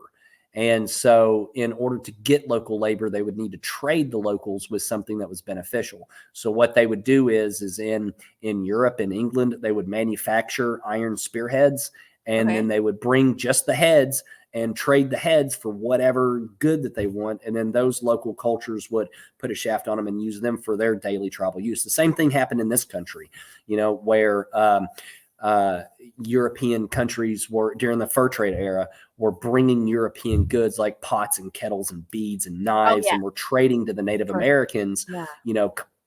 Beads and pots and knives for furs for the fur trade over in Europe. Gotcha. So same thing. It's colonial history. You want to talk about a terrible experience Yeah. in human history? The colonial era was it. So anyway, so you can still find a lot of these old spears. So in the shop, we've got artifacts literally from all over the world. Not just spanning every culture, but just really every part of the world we've got something from. And so we've got a tribal art case. And so we picked up those spears from one of my pickers for that. The next picture is, I'm a big documents nerd. Like I'm like hardcore, like I love nerding out on documents. So we're in we got into a museum in Tombstone, Arizona that was closed. And they were selling up the part of the museum that didn't have to do with Tombstone history. And in that was an incredible library of antique documents from the West and other places. And so we got to go through and purchase, a bunch of stuff from that museum. So we do a lot of museum deacquisition stuff. So we're on a call list with a number of museums. And the requirement is that, we don't say which museum, but museums all the time get stuff donated to it. But the problem is they get so much stuff donated to it, they don't have the room to store it. Right. And so what they'll do is they'll contact guys like me, and I'll purchase stuff from them, and that gives the museum the funds that they need in order to, continue operations. But, museums are great storehouses for important artifacts, but for most people's collection, it's not important stuff. It's better doing its job, being out among the people, inspiring the people about that period of history. So anyway, so that was one of the museums that we hit up. So these look like some dirty pictures here. Oh man, dude, you gotta get dirty doing this. You do gotta get dirty. There's you can't stay clean, man. And that's what I love. So the first two, that's my son Isaac when he was I think he was like 13 in there. That's with a buddy of mine, Eddie Roddick, and Eddie is an Iranian American living in Tucson. He's got a landscaping business, and he's a metal detectorist, and so and a dump digger. So he takes us out in southern Arizona to go dig. He's got permission on several ranches that have ghost towns on them. And so we'll dig through the ghost town dump looking for old bottles or history or stuff, as well as hunting for military artifacts. There was most people have never heard of the Pershing campaign or the Pershing expedition, but the United States in 1916 actually invaded Mexico during their Civil War. Mexico was in the middle of a civil war. Pancho Villa had crossed the border into Brownsville, Texas, and shot the place up. So, and at that same time, this is actually why we entered World War I. Not a lot of people know this. So what the U.S. got, they intercepted a letter. The British intelligence intercepted it and then sent it to the Americans in 1916, a letter from the German consulate to the Mexican consulate, telling the Mexican consulate that, hey, we want to keep the United States out of World War I. So out of this great war. So here's what I want you to do. We will give you guns and ammunition and funding if you will attack America. And if you win, and we'll help you. And if you win, we'll make sure you get back California and Arizona and New Mexico and everything that you lost in 1848. We'll make sure you get back. So that was like, whoa, wait, what? So it wasn't Lusitania. This is one of the things that pushed America into World War I. So what we did is we sent the National Guard 100,000 troops from Texas to California to set up these forts along the Mexican border to ensure that, Mexico doesn't invade the United States. And they did a campaign where it was the very last campaign of the United States Cavalry, where they were guys on horseback going into an area on a military expedition. And so they were there hunting Pancho Villa. So we're hunting those sites. It's really cool. It's a really important history for the Buffalo Soldiers, for the 10th and 24th Infantry. and in that history, because that's where the greatest combat, the most experienced combat soldiers that the United States had at the time were the African American Buffalo Soldiers, and so they were really heavily involved in these campaigns. And so we're hunting a lot of their sites, and so there's not a lot of places that you can go where you have that history. And so we collect artifacts from that history, metal detected, and then we make these really cool frames that talk about that history. And what we're mostly doing is we're hunting old campsites, we're hunting dumps where they would throw stuff away. You know, a lot of this stuff is found just in dumps. I mean, and just like we have dumps today, they had dumps back then, only their dump was over there. You know, they just threw it in a gully or threw it in a creek or threw it in a pile and set it on fire. And that's what we're looking for. You know, they didn't have organized trash pickup or trash collection like we do today. And the reason is because they didn't have the amount of disposable trash that we have today. So they didn't have a whole lot. So there wasn't a whole lot of it out there. So that's what we're hunting. We're all nasty looking. I love the pics. That reminds me, I should send you when I'm out picking agates in one of the fields that I have access to. I actually completely scared the heck out of me. I was out looking for agates one time, and usually I'm by myself and it's a large field and the farmer's not out because it's too early and whatever. And I'm just kind of like singing to myself, doing my thing, and all of a sudden someone came out of nowhere and I was like, what the hell? And he was talking to me. He was from our Minnesota Historical Society and said that he had looked up some old like maps and things in the area, and he was asking me if I knew where this trail was, because apparently there was a trail that was near this field that went towards a bar that was kind of at like the edge of the field. And I usually, when I go, you know, out, I'll find certain things. Anything that's like trash I'll pick up, but I'll find like glass pieces, and I should send you pictures, but I have they're like the tops of like bottles. Oh, cool. That there, I don't know if it was a bar or whatever there, and I have actually, they're like a purplish kind of color glass. Yeah, that's the manganese. So yeah, glass it fluoresces really great. Yeah, it does. So glass in the turn of the century, they use manganese, I think, as a hardener for it. But when manganese is exposed to UV light for a long time, that exposure will cause it to turn purple. So that's how you can, that's one of the ways that you can date bottles is if it has that purple tinge to it. Cool. You can artificially do that where you can take bottles that have never been exposed to UV. You can have a UV light box. I've got one downstairs where you can throw bottles in it and it'll kind of turn it this purple. Or some guys just take them and throw them on their roof and let the sun do it. In a year, they'll turn purple. So anytime you're in an antique store and you see a purple bottle, it was exposed to the sun. Okay. Wow. 9 times out of 10. So. Okay. Cool. But yeah, send me pictures, dude. I mean, see, and that's just it. History is literally everywhere. Whoever's watching this, literally wherever you are in your hometown, wherever that is, there is history to find, whether it be human history, fossil history, geologic history. There's cool stuff there to find. You've just got to get out and go find it. And your search can start at Wikipedia. What can I find in my county? You know, so you can go. There's history everywhere. When I built my cabin, you know, I was kicking up pottery from the Civil War. You know, the Flow Blue ware, and I was like, what the?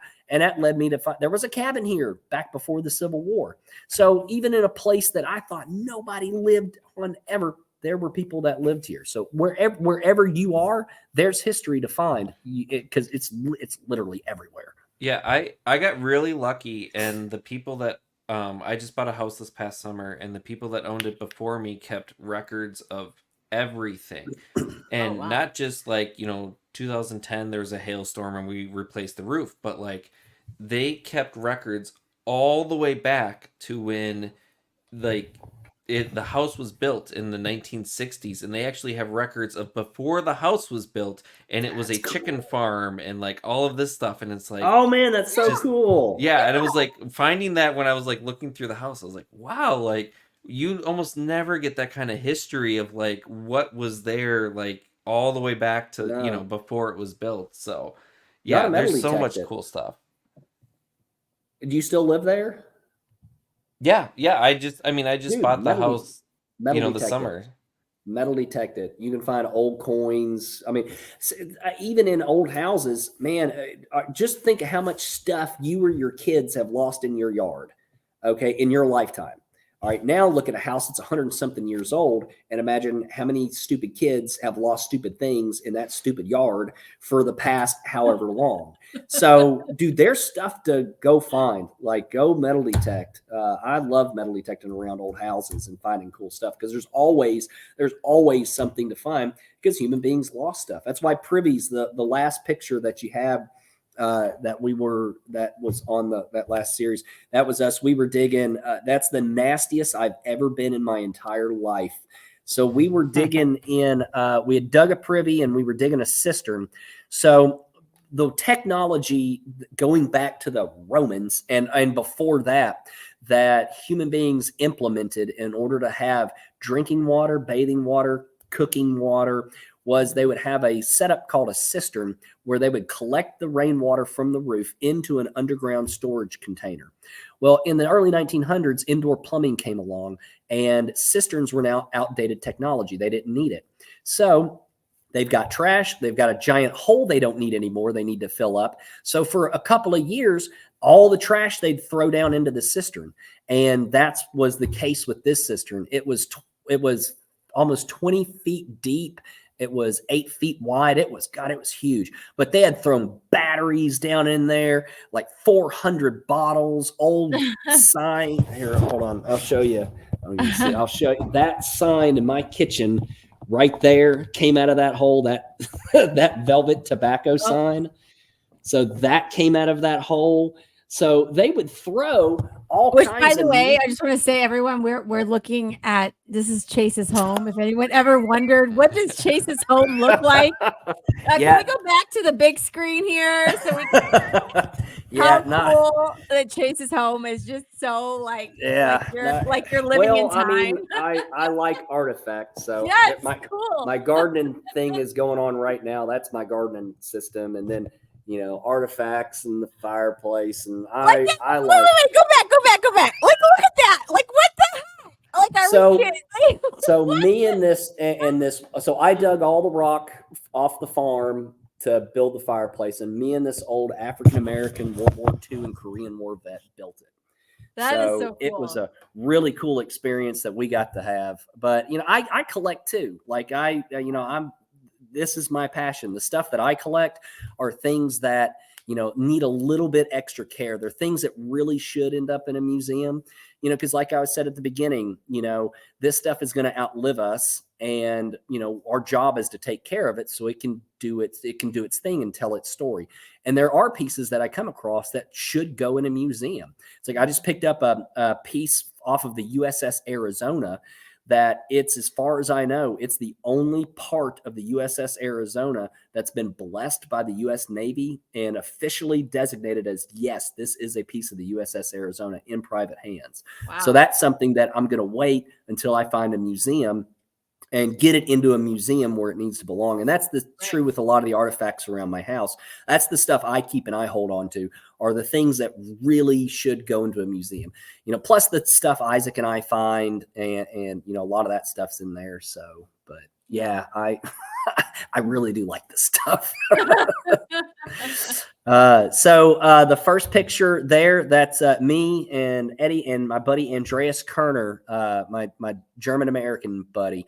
We're out metal detecting a dump. We're standing on an old highway that's now defunct, and metal detecting an old ghost town site. So out in the desert, it's like 120 degrees, and we're just so happy to be out sweating to death looking for stuff. This is in July. Like, nobody's going into the desert but us because we're crazy. So we're metal detecting. The one in the middle is we're looking for privy. So that's my buddy Mike Barbera in the middle. He's a professional bottle digger. That's all he does is dig bottles. And so we're looking for the privy, and the rod that he has in his hand is called a probe rod. It's basically a spring steel rod. So when dirt has been disturbed, it never compacts the same. So you take a rod and you stick it into dirt that's never had a hole dug into it, and it's really tough and it's got a really consistency. Well, then you go over to a spot that a hole has been dug there, even though it's been dug 100 years ago and filled in. The ground has been disturbed, and so the rod goes in much easier. And it's a method, it's a very primitive technique, but a technique to hunt bottles. And so that was on the great cistern dig where I pulled out my sign. And then the last one over there, that's me and my son Isaac. We're volunteer historical interpreters at Wilderness Road State Park and other state parks that want to have us around. If you guys are in the Southwest Virginia area and you want to go to a killer, where does the history nerd go to do his history thing? This is it. So Wilderness Road State Park, or Martin Station, is a 1775 era British fort. It is a frontier fort that was literally built on the edge of the frontier. This was the most isolated fort in colonial America at the outbreak of the Revolutionary War. And so a buddy of mine named Billy Heck, back in the early 2000s, rebuilt the actual fort site by hand using 18th century tools, 18th century techniques, eating 18th century food, and wearing 18th century clothing. And it was the first time that had been done in history since the 18th century. So they call it experimental architecture, where That's he's cool. actually, it's so cool. That's really cool. That's So that's cool. It's badass is what it is. I mean, so there's a story where they were hewing some logs, and he was a medic in the first Gulf War. And so he was hewing some logs and just sliced right into his foot. And so he did it 18th century style, where he went over to a horse, pulled a horsehair, got his needle, and sewed his foot up. Yeah, I mean it's hardcore. Crazy. Oh So my God. Isaac and I So reenact. you reenact that. Mm-hmm. Yeah, we reenact the 18th century. So what we do is we go there, we learn crafts and techniques that people, the way people lived in the 18th century, the things that they would make, we learned to make. And then we would teach those to visitors that come by. So the joke for me is that I died in 1780 and woke up here and was like, what the hell is a cell phone? Why am I here? And so whenever I want to escape and get away from technology and everything and everybody, I go play. I go back to 1780. It's where like I died. LARPing. I mean, in my mind, I'm thinking LARPing, and I'm like, people can say what they want, nerdy, whatever. That is so much fun and cool. I totally need to get into that world. That is a great escape where you can just get away from this world and go into the previous world and just. Well, and we get to teach too. That's what's really cool is imagine walking on, a lot of people, they walk onto a historic site and you're like, oh, this historic site. Well, that's cool. But when you walk onto a historic site with historical interpreters on it who are wearing the clothing and doing the things, it makes it a whole different experience. And that's why we love to do it. I've done it with Isaac since he was 1 year old. I've done it with him. So he was running around peeing all over everything with just like a shirt rolled up. He's done it forever. So that's our big thing. We go reenact. So these pictures, these are on my buddy Andreas, who you saw in the previous pictures. This was in his home area, the Palatinate region of Southwest Germany. We went there to film some Chasing History episodes, and these are actual Roman sites that these are sites that were built by the Romans that are still standing. So it's hard to fathom. This is in the city of Trier. And in the city of Trier is the largest concentration of Roman monuments and buildings north of the Alps. So this was it. It was actually, Trier was the capital of the Roman Empire during Constantine the Great's era. Constantine the Great started his political career in the city of Trier. And so when he became emperor, he kind of moved the political heart from Rome to Trier, which was Germania, Gladiator, Germania. Anyway, so we're in Roman Germany in Trier. The building behind us is it's the Emperor's Palace, the Basilica of Constantine. It's a church now. It still has church services, but it's a Roman building made of Roman bricks that has stayed standing and has been occupied continuously since the Roman era, which is just. it's mind-blowing to people to think that you can walk into a building that the Romans in togas walked into and did their Roman thing, and then you can still walk into it today. So like a normal person. Like, that's crazy. So we did an episode on that and on Trier. That's actually up on our YouTube channel now. If people want to see that one, go to Chasing History and you'll see the Roman Trier episodes. The next picture is a picture of that is the bridge over the River Mosel. That's another Roman bridge. So the piers, the limestone piers that you see, those were originally laid down by the Romans, have not been touched since the Romans laid them down. Wow. All right. The only thing that has been done to that bridge is it was restored twice, and it's the top portion of the bridge in the, I think the 1200s it was rebuilt, and then again in the early 18th century it was rebuilt, and now it's got cars driving over it. And so it's an example of Roman engineering that is still functioning and still going strong to this day. So it's just a super cool thing. We got to reenact a cool ritual. You know, Romans, you know, pagan and do all this crazy stuff. So one thing that they would do is they would throw coins off the center of the bridge as like a thing to the gods. So we went up and we threw a coin off the bridge. Yeah. Well, then we were doing some later research. Back in the 70s, there was a severe drought. And so archaeologists went out to the middle of there, and they found like 4,000 Roman coins and artifacts and stuff. Yeah. Oh man, yeah. I can imagine all those finds. Yeah, they found a lot of cool stuff. So that was part of our trip to Germany. And like I said, if anybody wants to see those, go to our YouTube channel, Chasing History. We've got those up. They're really cool episodes. We do the Roman baths. We see the oldest bottle of wine.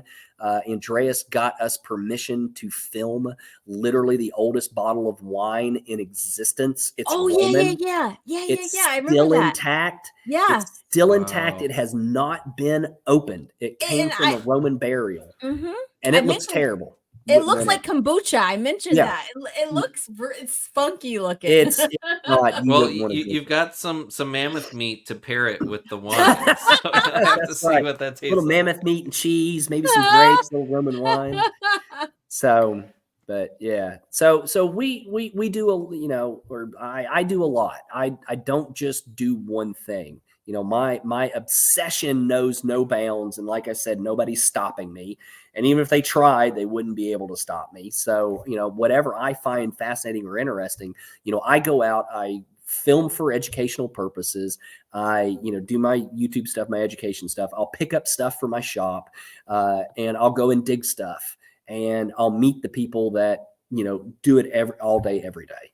And just surround myself with history. No matter what it is in history, I find it all interesting, and I surround myself with it. So I do a lot. I keep pretty busy.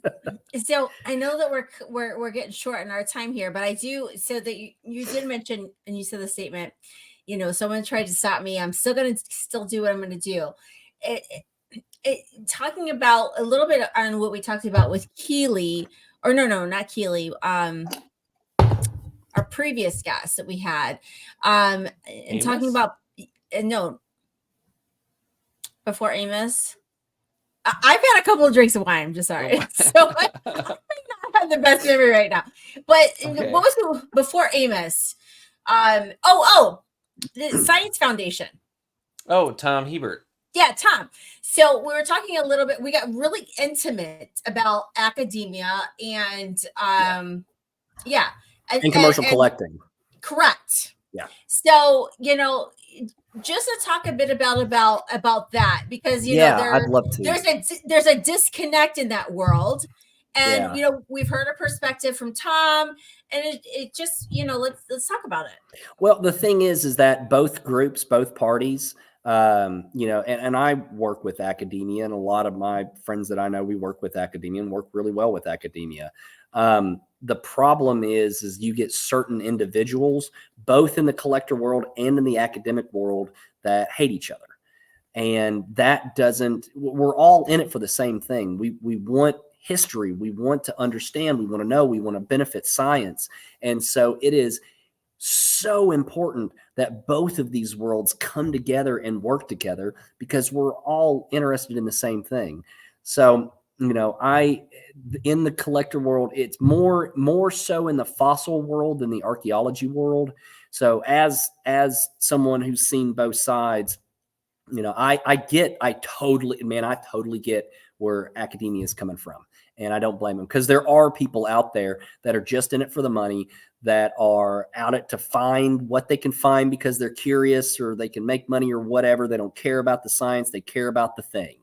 And so their argument is a very valid argument.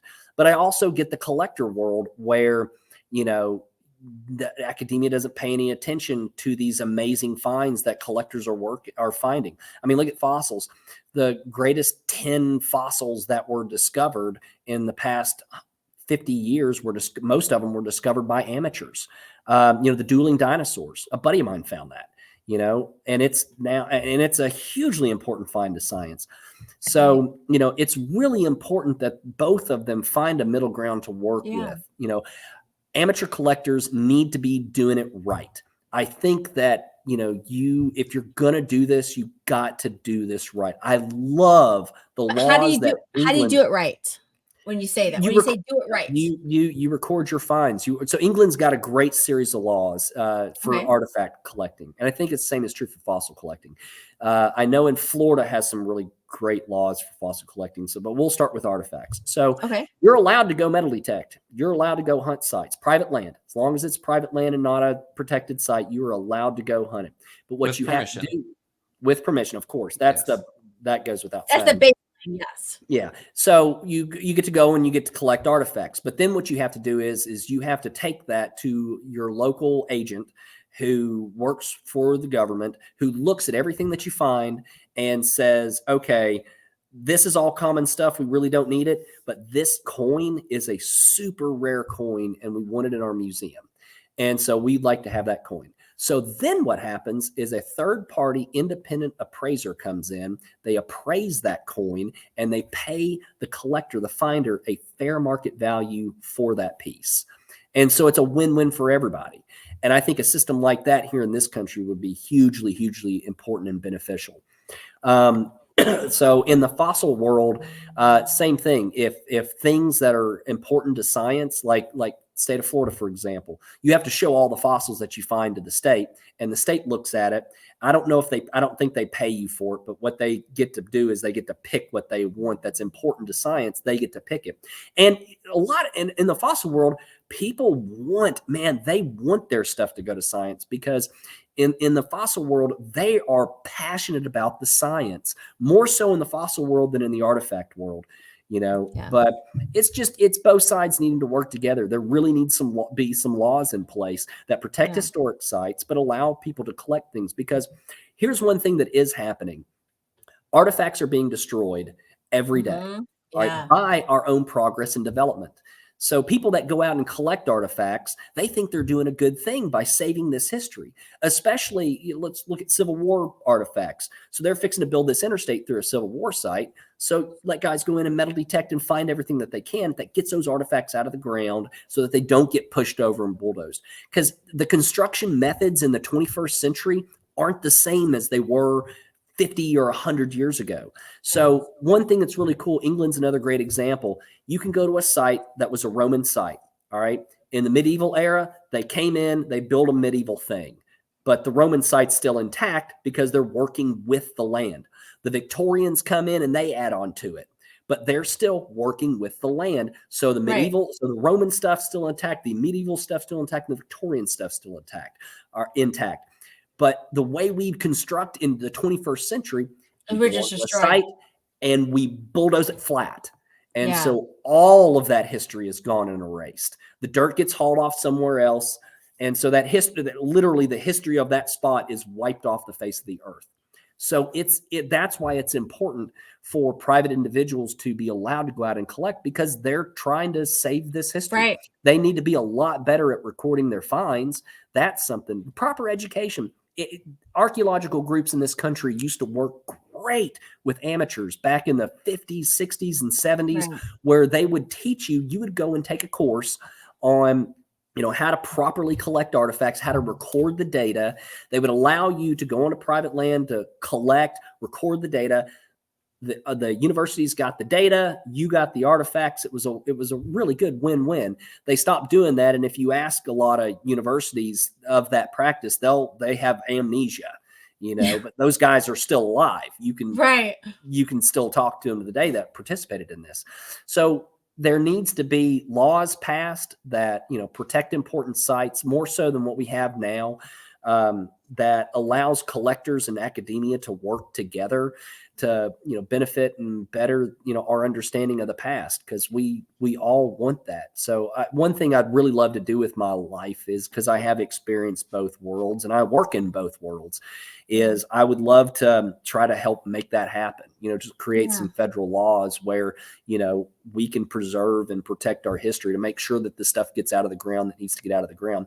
It's like for fossils, for example, you cannot collect on public lands. Absolutely not. So it's like that Triceratops skull that we filmed. It's still sitting out there. It's in 1 billion pieces. It's still sitting out there. But if there was a permitting system where you could go and get a dinosaur hunting permit, just like you get a hunting license to go hunt deer on public land, you get a permit where you can go hunt fossils on public land. You can collect that stuff, take it to your local agent, show them if it's important to science, they get it. And if it's not, you get to keep it, because those fossils are going to be destroyed, period. Like that's not an exaggeration. It's happening right now. Freeze thaw. You can't, for those that don't know the freeze thaw mechanism, rocks are porous and rocks have water in them. And so what happens is when temperatures drop, the water molecules within those rocks freezes and expands and slowly starts to create cracks within those rocks. More water seeps in and freezes. The cracks get bigger. The process continues until that rock is turned into dirt. That's what nature does. That's what this planet is all about, is taking rocks and making it into dirt. And they're doing that with fossils. So I would love to see both worlds come together, but as it stands right now, both worlds hate each other. They're not talking. They have no desire to work together. And that's a shame. And that's a shame for the history, really, especially in this day and age where our construction methods destroy it. So, and there's been a lot of terrible practices that have been done by amateurs as well. So, I won't if you are, do you know who, am I on? Okay, I am. Sorry. Do you know who Tom Hebert is? Oh man, that name's real familiar. I'm terrible with names. Okay, I'm so bad with names. You guys me too. You two totally align. Like he is totally on your wavelength with things. He's in the in paleontology. It would be exciting to see people that have this passion to see change like come together and make it happen. I mean, because when I hear this and it's like, let's do it. How do you make it happen? What the biggest stopgap right now is getting, and I'm not trying to point the finger, it's just within my own experience, this is the way, the biggest prevention and stopgap is the academic world. They do not want people, not all of them, but a fair number they don't want to create that. They want to be the only ones that are allowed to collect the stuff. In the state of Florida right now, they're trying to make it illegal to collect fossils in the state of Florida. No, that's crazy. Well, I mean, the state of Florida, crazy. I mean, let's just keep it real. They've got a lot of crazy things going on. But here's the thing is that you have people within academia that know that that's a bad idea, because their understanding of Florida's fossil past, because the better finds come from all these people that are out there finding it and doing out there every day doing it. But within that world, you have people that are totally against it. So it's going to take both groups coming together. Yeah. And I really hope that happens. I'd love to help make that happen. I don't know how to do that, but I really hope that it happens one day, because, there's that historical thing, whatever it is, whether it's a fossil or a artifact, there's only one of it.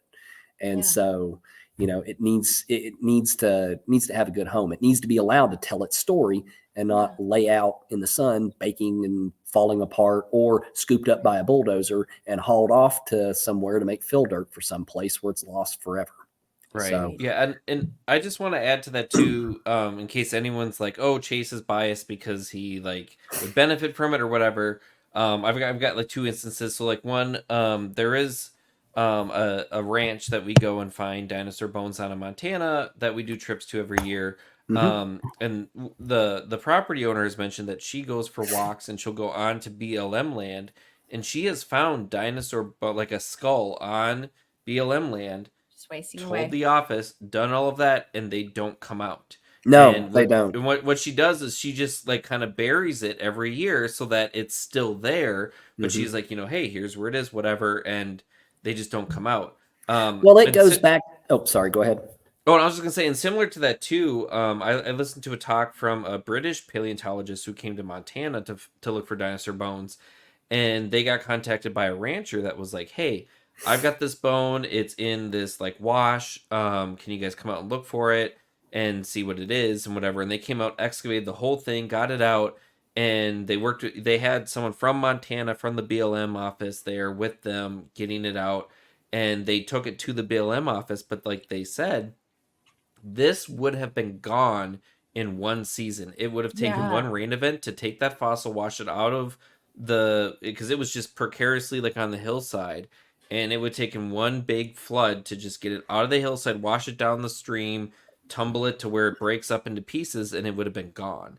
So this, I know, like people might think like, oh, might be trying to take advantage or whatever, and it's like, no, like this is the real thing, that fossils are just disintegrating out there, that if people aren't, collecting them, they're gonna be literally gone. disappearing. Well, the state paleontologist for the state of Utah said publicly that the state of Utah will never dig another sauropod. Okay. So because it goes back to what we were saying earlier, fossils aren't rare, they're not. And institutions have millions of fossils. So they're not teaching paleontologists right now. Same thing with archaeologists. Chris Kaufman, who manages the store for me, he went to school for archaeology. He's a papered archaeologist. In his class, they weren't teaching you to dig stuff out in the field. They were teaching you to research what was in the collections. The same thing is true for paleontology. They're shifting that focus because they have so much stuff, not to go out and dig stuff in the field, but to research the stuff that's already been dug up. They don't have the room. And what it all boils down to is that the public doesn't care. That's the point. All of it is the public doesn't care. And how we know the public doesn't care is because there's not the funding available to these, to the BLM to go collect fossils. The funding's just not there. And they don't have the staff to go collect every fossil that somebody on a hiking trail says that's out there. So until the funding is there and until people care, these systems aren't going to be in place to get these collected under the current system. So that's why you need to work with amateurs as free labor to go out and to collect this stuff, and to make sure that when those important things are found or someone stumbles across them, they get to the right place, because they don't need every triceratops limb or triceratops tooth that's ever been found. Dinosaurs shed their teeth throughout their lifetime. Right. Dinosaurs shed their teeth like sharks throughout their lifetime. The second most abundant fossil we find in the record are dinosaur teeth. All right. They don't need every single tooth. One animal, 10,000 teeth, and they live for millions of years. So, but there's going to be something that, is going to make a big difference. And so we talked, I think we talked, I don't know if it was the last episode, about I think it was in Europe, an amateur paleontologist who was walking their dog. Found a like 70% complete titanosaur like fossil skeleton. And so it kind of goes, with, yes, like if you find something, report it, whatever, but just because it's sort of like, I'm sure you've dealt with this with artifacts and antiques, some people think just because it's old, it must be worth something. And it's not. Yes. So just because, it's a fossil, it doesn't necessarily mean it's worth, a bunch of money, or it's worth a bunch scientifically either. So I think there needs to be possibly even just more education to the public about, hey, like, yes, it is important if you find a vertebrate fossil on public land to not collect it and report it. Yep, but that's the law, there's and that's what you have to do. You need to obey the current laws. No matter Yeah. what you think or feel, the Yes. current laws is you are not allowed to collect vertebrate, and I don't want anybody to think that I'm promoting the collecting of anything on public lands. I am not. I'm telling you, follow the law, do it the letter of the law, mark it with GPS it, and go tell your local federal management resource person. right. Yeah. So, and But yes, we just need to come together though, like as like people that live here in this country and say like, okay, like what are we doing? How can we make things better? And how can we work together? Especially with history and documenting. And I mean, just to see these things go to waste is like sad. Like how many schools could have kids learning from these fossils that are just sitting there deteriorating, Not like only, oh, go ahead. no. I was just saying, like, just that alone is monumental.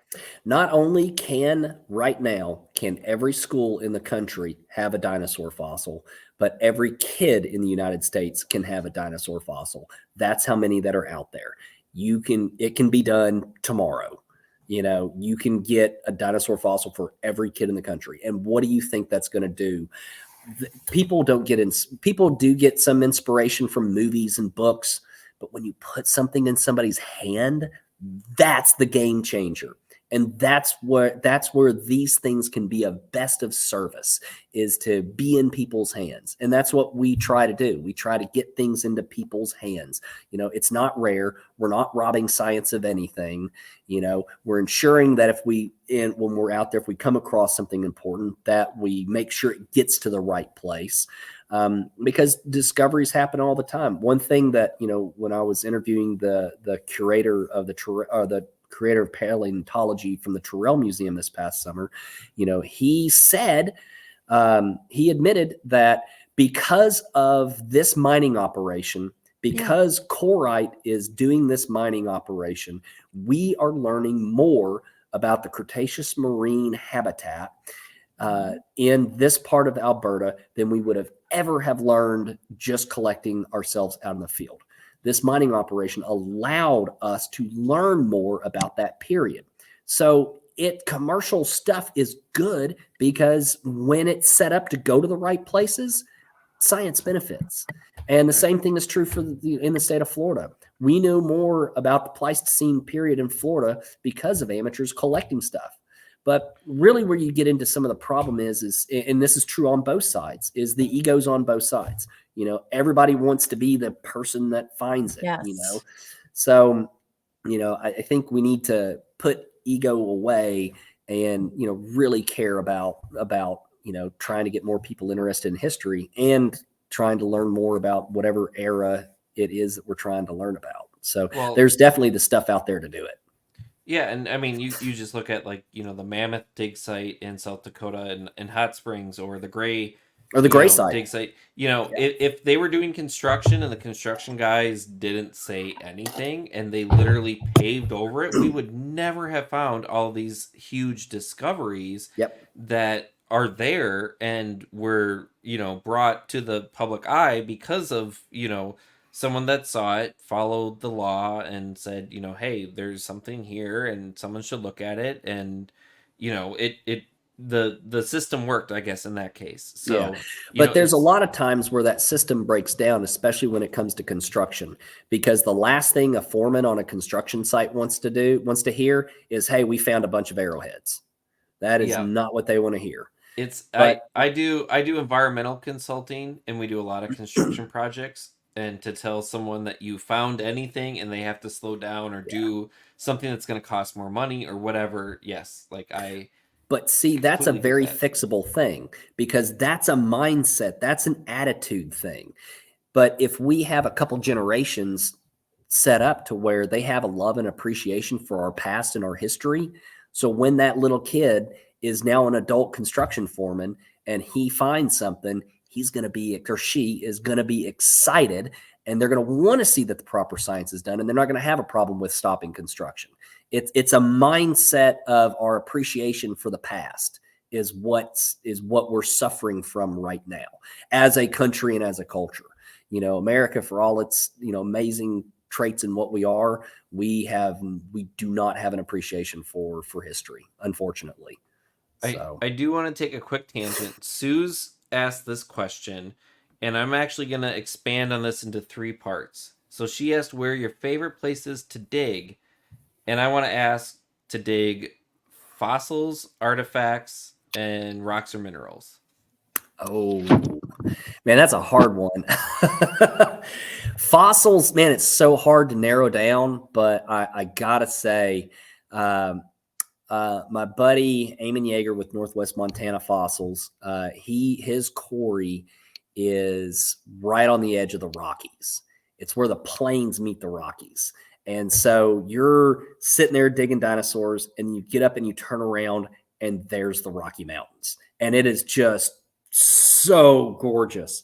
Now, it's also in the county with the highest concentration of grizzly bears anywhere in the lower 48 states. So we're actually, when we hunt dinosaurs there, we hunt armed, because we've been run out of the quarry by grizzly bears before. And we come down in the quarry and see grizzly bear poop next to our tools. So, that's probably my favorite place for fossil, and the Great Plains too.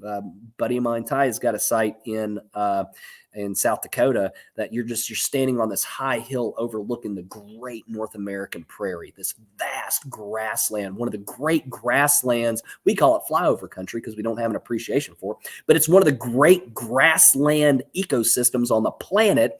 And you're standing there and you're looking and you're not seeing any trees or nothing. And just imagine them. It's just, oh man, it's awesome. So I just have to laugh at that, because as somebody who lives in a very flat area, like I have no appreciation for flatland. I'm sorry. You should, if you have the chance to get to Northwest Montana. I've done a lot of work in Great Falls in the last year, and we did trip up to the Montana. Was it Montana Dinosaur Center, whatever it is? That's up in Bynum. That was that's really their cool. 2 Medicine formation. They're hunting the same dinosaurs we are. Yeah, and they have a lot of really cool stuff. But yeah, it's the same. Like, you're literally driving along the foothills of the Rocky Mountains, and if you go north and then go west, you're right in Glacier National Park. Yeah, and it is just we would stop at just the random parts on the side of the road and do like a photo shoot, because it's like, there's the Rocky Mountains are like your backdrop. So it's epic. So that's for fossils. For artifacts, that can really be anywhere. I guess my favorite place is Southern Arizona. I love hunting in the desert, because what's interesting about the desert is it's all on the surface. Because it's the desert, it doesn't have the buildup of soil that we do back east or in other parts of the country. So you're walking along metal detecting in the desert, and you can see a button from the Civil War right next to an arrowhead that's 5,000 years old. And there's just something so cool about that. So when we metal detect, we'll keep our eye out for points and stuff like that. And so Southern Arizona is pretty awesome. You got to watch out for snakes, and everything in the desert wants to stab, poke you, kill you, destroy you, but other than the pokey stabby stuff, it's a great place and bitey stuff. It's a great place to hunt for artifacts. So I love Southern Arizona. For crystals and minerals, I'm going to have to go with East Tennessee. And East Tennessee isn't a place that's really known for crystals and minerals, but we've got a really cool deposit of Herkimer diamonds. When you think of Herkimer diamonds, you don't think of, East Tennessee, but I'm going to show you. Come with me. Douglas Lake diamonds. Yep. We have Herkimer diamonds. Yes, we do. So this is my case. So here's, I don't know if the camera can see, but that is a Herkimer that I picked up. That's a big one for Douglas. On the surface. And we've got, you don't have to dig for them. You don't have to look at that. Look at that. Yeah. You don't have to dig That's for them. Cool. That's cool, because I found some teeny ones. Those are nice. Ooh, look at that. Killer. So I like hunting for Herkimers in East Tennessee. So our reservoirs, they drop our reservoirs 50 feet every year. Oh wow. Douglas Lake in particular. It's the first major water reservoir for the French Broad River. which is a tributary of the Tennessee, which is a tributary of the Mississippi. So they drop it that much because it's the first reservoir out of the mountains. So when it rains in the mountains or they get a lot of snow, they need it low to catch all that water. Sometimes I've seen the lake jump up 30 feet in a day. Like, it is nuts how quickly that lake can fill up. So they drop it 50 feet during the wintertime, and you can go out there and you can walk and you can find these deposits of Herkimer diamonds. So our primary rock here is limestone, and the limestone's totally eroded away. So you're hunting these clay banks where the limestone once was, and they're coming out of the clay. So they're really cool. I've got a great honey hole on the lake bottoms that I go hunt. That's on private property that I have permission to go hunt. Because Douglas Lake is unlike the other rivers, unlike the other lakes.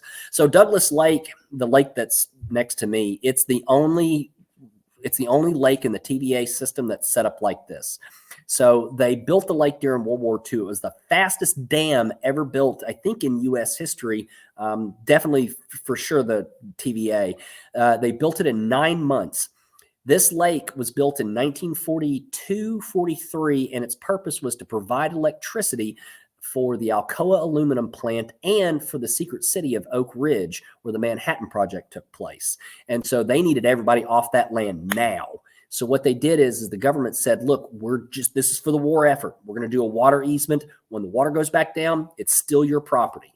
All right. So you can have a lake lot that has 1 acre above the lake, but your deed says 20 acres. Well, those 20 acres are under the water, and the state only has an easement over it when the water's above it. When it drops back down, private property, and you can do what you want.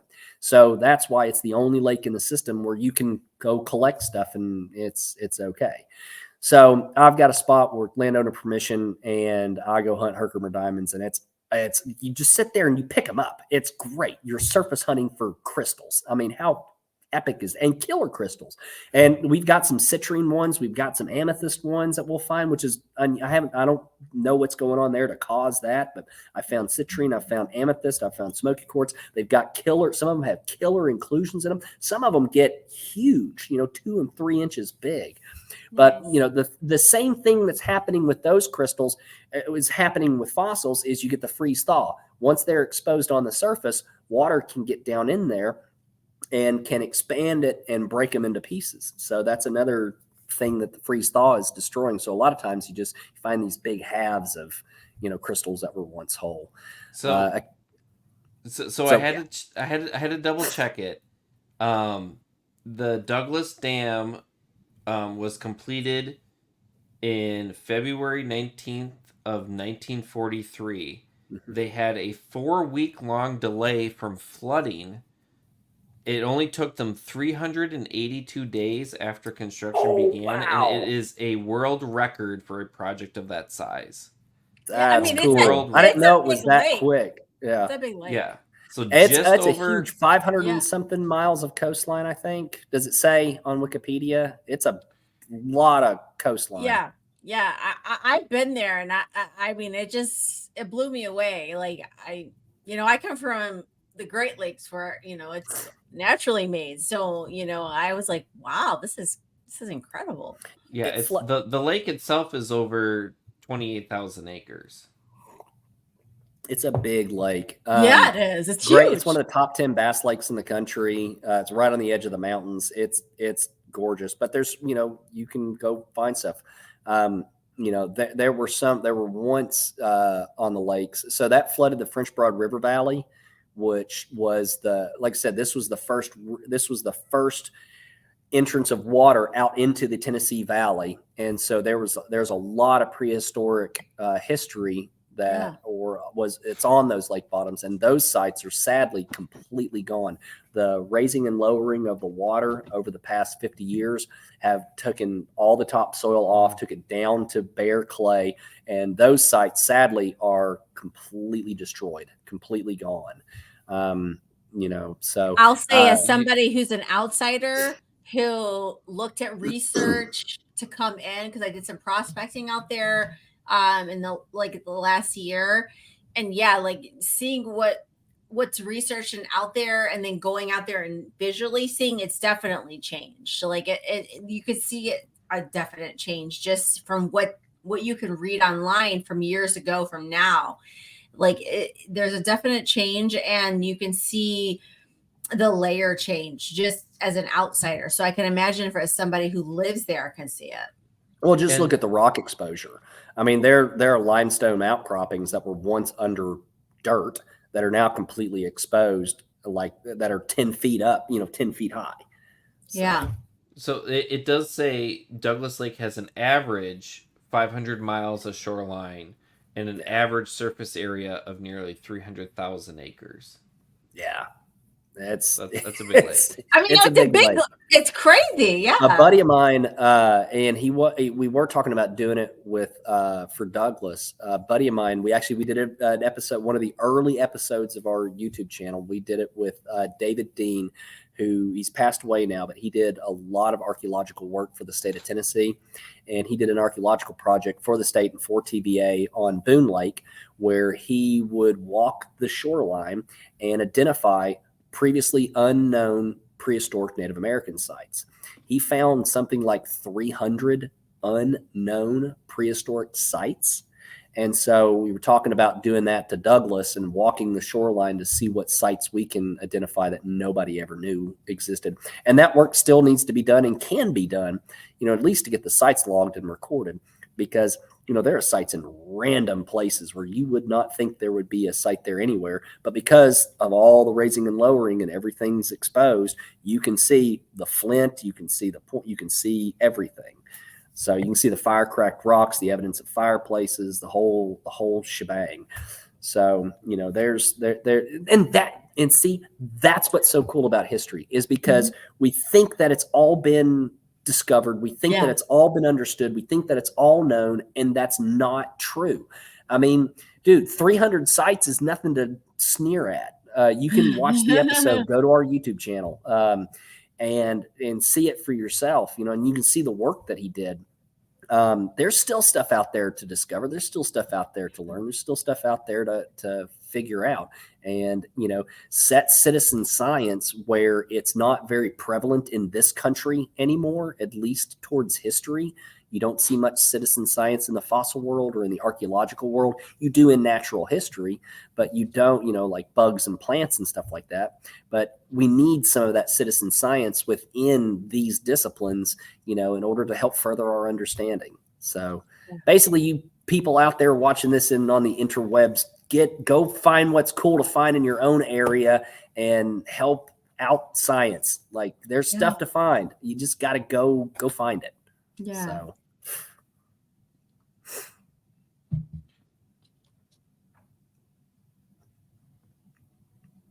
Okay, so I'm just looking through. We've gotten a ton of comments. I was looking at comments too. Yeah. And there's a lot of comments. Not so many questions, but just a lot of people like just wanting to share their piece. Yeah, and I want to say too, like it's really great to see, like you've got this really awesome artifact and rock mineral, even meteorites, even and you do buy quite a bit of stuff, but like a ton of your work that you do, you're finding it yourself. Like you're just not sitting, like I almost picture like someone that's got a lot of money that just like goes around and they're like, I'm gonna buy this and this, and you're in the dirt digging through old cisterns and you're breaking rocks to get some of this stuff. Like I love this really too. Great. I mean, I'm truly passionate about it. And I mean, I grew up finding stuff, and so it's, I've got a shop so that I get to go find stuff. That's the whole point. I get to, it funds, chasing history, and it funds the ability for me to go out and find new stuff. And I love that. But you got to keep in mind, I'm not finding everything. A lot of the stuff that's in the shop comes from men and women who every day put their boots on and go hunt this stuff themselves. There are whole communities out there. You brought up meteorites. So there's communities out there of people, that's all they do is nerd out and go find meteorites. All right. So there are those communities out there. There are communities that go out all day, every day and hunt for crystals. groups that go out and metal detect for Civil War relics, groups that go out and look for dinosaur fossils, groups that go out. And so all of these little communities, I've been really fortunate to meet incredible people in all of these groups, become friends, learn how they do it, dig alongside them, purchase some of the stuff that they find, and find some stuff myself, and work with these groups in all these different areas to kind of bring it all together in one place to create this madhouse that is the Relic Room. But and that's one thing people don't get, is that you can make a living hunting dinosaurs. You can right now make a living hunting dinosaurs. You just got to get permission from the landowner and go out and put in the work, and you can do it. You can make a living digging crystals. You've either got to buy a site or get permission and go out and do the work. Same with meteorites, same with metal detect, same with all of this. You can make a living doing that. So there's a lot of great people out there that do this. So it's not just me. I'm standing with a bunch, hundreds of incredible men and women that are passionate, that are hardworking, that are incredibly knowledgeable, that go out and do this stuff for a living also. So, it would not be possible without them. And like I said, I've made the best friends in the world doing this. Like, man, I love my people so much. I feel they are just so cool. Yeah. It's incredible when you find your people. It really, really is. Yeah. And I'm really lucky. I found some good people doing this. So, yeah. Okay, well, so let's go through. Let's see. Is there any more questions before we, get to the end of this episode? If you've got some questions and you're watching, throw them in. Throw some questions out. Yeah, I like answering questions. Let's see. Or comments or insults. I take insults pretty good. So just while we're waiting to, you can look up more Chase's videos as Chasing History, and the Relic Room is what you can also look up on TikTok, Facebook, YouTube, all the socials. Places. Just Google Smoky Mountain Relic Room. Well, we have our own YouTube. We're one thing that we're doing now is we've got a really great new director of media marketing, and Isaac Ward, who hopped on there a few minutes ago and said hello. He's doing a fantastic job. We're doing a lot of really short 5-minute, 1 minute, 30-second little educational blips. We're producing an incredible amount of content, all educational based, where we're throwing them on the Smoky Mountain Smoky Mountain Relic Room's YouTube channel. We're throwing stuff on Chasing History on our YouTube channel. We're throwing stuff on our TikTok. We're throwing stuff on our Instagram. We're throwing stuff all out there in the world. So it's definitely worth, going and subscribing and following, because, we're throwing something, I've got footage for years that we're pirating and throwing out there. And so if just for a minute you want to see some really cool stuff, go on to any of our social medias, follow along, and I promise you'll see some great content. On our TikTok, we do giveaways once a week. We do a once a week live. This way we gave away like $100 worth of stuff. Nice. So, we give away some good stuff, like a shark jaw, a really killer piece of Vivianite I gave away, and a tooth. That was today's giveaway. So, yeah. Oh, Chris Newman. Hey, what's up, dude? Yeah, he went out metal detecting with us once out in Arizona. That was a lot of fun. Nice. So, and Mike mentions, do you have fossil invertebrates like trilobites? Oh yeah. Oh gosh, I got a whole trilobite case. So I've got trilobites from the United States and all over. So I've got tons. There's really nothing in history that you can name or come up with. I actually like playing that game when we do our TikToks live. It's like, come up with a culture or a time period of something you want to see something from, and 9 times out of 10 we've got it. So and I love that, because that means I got something for everybody. No matter what you nerd out on, I'm gonna have something cool for you to nerd out on. It's So so exciting, like literally, like just thinking about like, okay, so what do you have? What can I learn? Like it's exciting. yeah, well, and it, and if you want to take it home and collect it, you can, and you can afford it. Not to bring it back to that whole aspect, but dude, this stuff Yes. it's not rare. You can collect it, you can afford it, you can take care of it, you can go find it. You just got to get out there and do it. I mean, how long has rock hounding been around for? Really, if you think about it as a hobby, 50s, 60s, really 70s. That's not a hobby that's been around for a long time. So No. there's still tons of stuff to go find.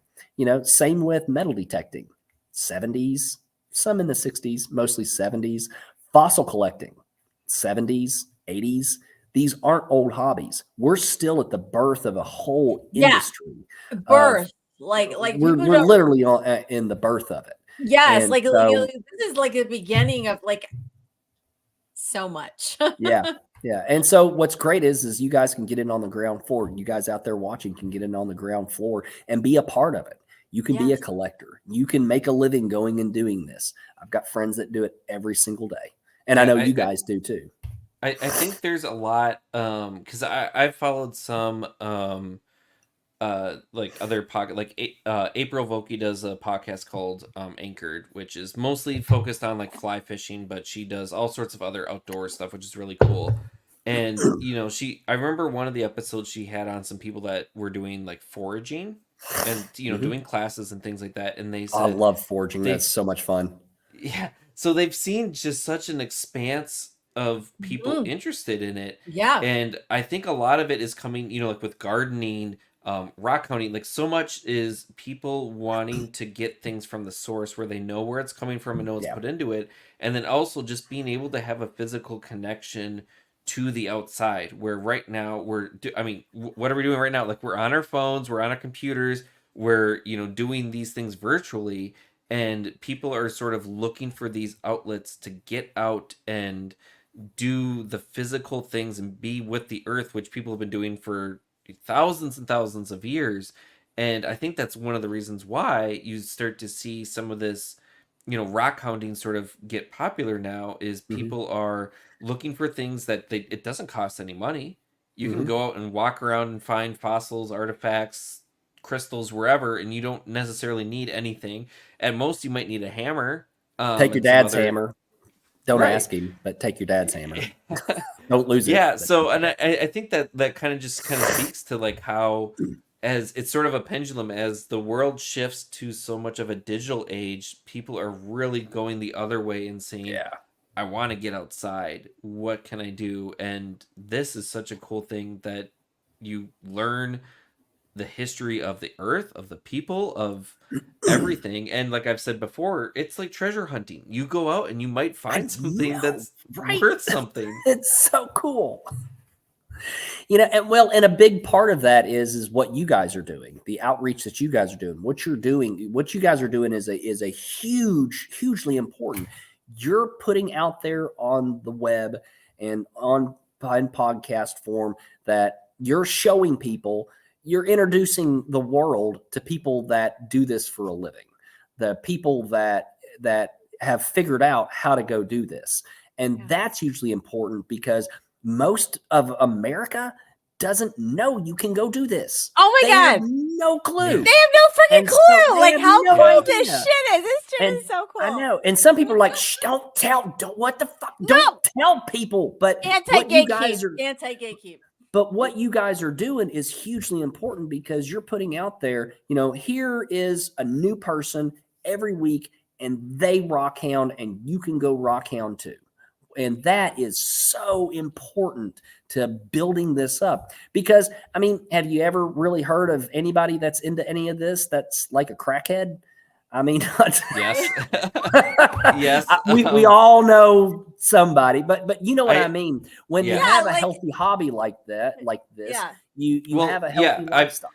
Yeah, I've heard of some people that have rock shops in the areas of people trying to get money, and they know of some, they'll trespass into pits, try to get things and sell them for inflated things. money. But And we on have a the lot of other, people who are trying to get out of that. Like they're trying to mentally get away from like drugs and alcohol and come into the hobby to It's a healthy hobby. right, and right. that's It's that's a what I was. healthy hobby. Yes. Heck yeah.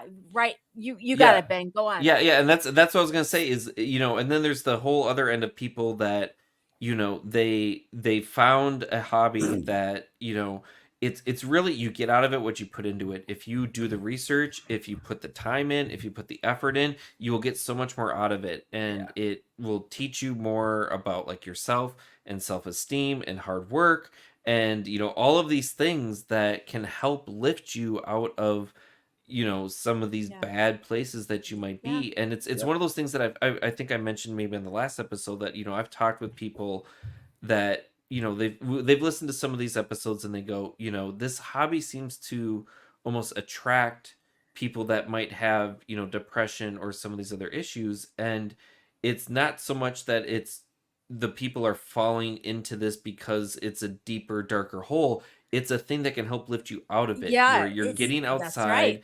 And this too, like the community is so nice. Like if you go to a rock or mineral club like meeting, and you talk to people and go, hey, like I like calcite crystals and agates and whatever, and everyone's like, well, so do I. Oh, where do you go? Oh, whatever. Like I've never met someone at any of those meetings, or even like a rock shop, talking to some random person or the store owner or whoever, who's gonna try to put someone down or will be unreasonable about anything. And people want to help and expand. They want to share. They want to share information. They want you to be successful in this. Like they want you to find that. Like we want to give you info, and we want you to find it. Like we want you to have that feeling that we had when we found it.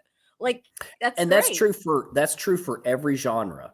So whether it's metal detecting, artifact hunting, fossil digging, it's every genre I have found that it's exactly that. People wanting to help other people out and include them in the hobby and get them interested and get them started and get them out there hunting and finding stuff. That's what's so great about this history thing that we do, is we're all passionate about it. We all like to share it. We all love to see people get excited about it. So it's the sure as crap beat selling insurance. And then let me tell you something. And I just want to just add this little tiny little thing, because I know we're getting to the end. But this weekend, like having the opportunity to dig with somebody who's like in their 60s plus, like I think Amos is 65, who like started loving this hobby at the age of 7, like over 50 some years ago, who like felt alone in this hobby, loving finding things, that no one else cared about, because farmers are like, get these rocks and gems or whatever out of my way, because I can't grow what I need to grow. And be like, whoa, this is beautiful. How did this develop? And da da da da. And to see that passion grow and develop, and to be 50 some years later and still have that same passion about earth and nature and connecting people to that, it's like, oh my God, like those people are like what we need, and to see those people and the impact that they can have on others, it's like, how could there be a better hobby? There isn't.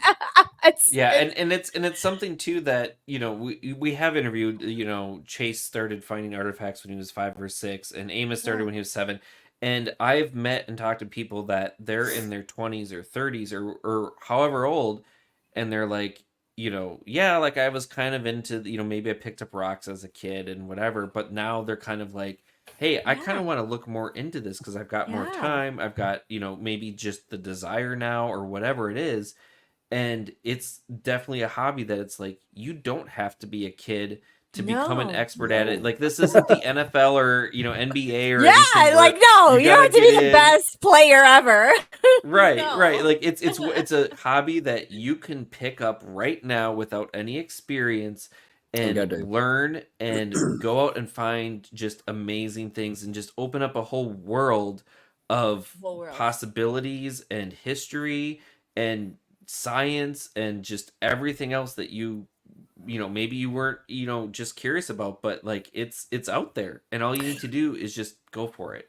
Right. Well, I guarantee you, whoever's watching this, wherever you're watching this, I guarantee you 100% that within driving distance is a rock and mineral club. I Yeah. guarantee you that within driving distance, there's a metal detecting club. I guarantee you within driving distance, there's a fossil club. Google whatever your freaking hometown is, home county, part of your state, Eastern Idaho, whatever,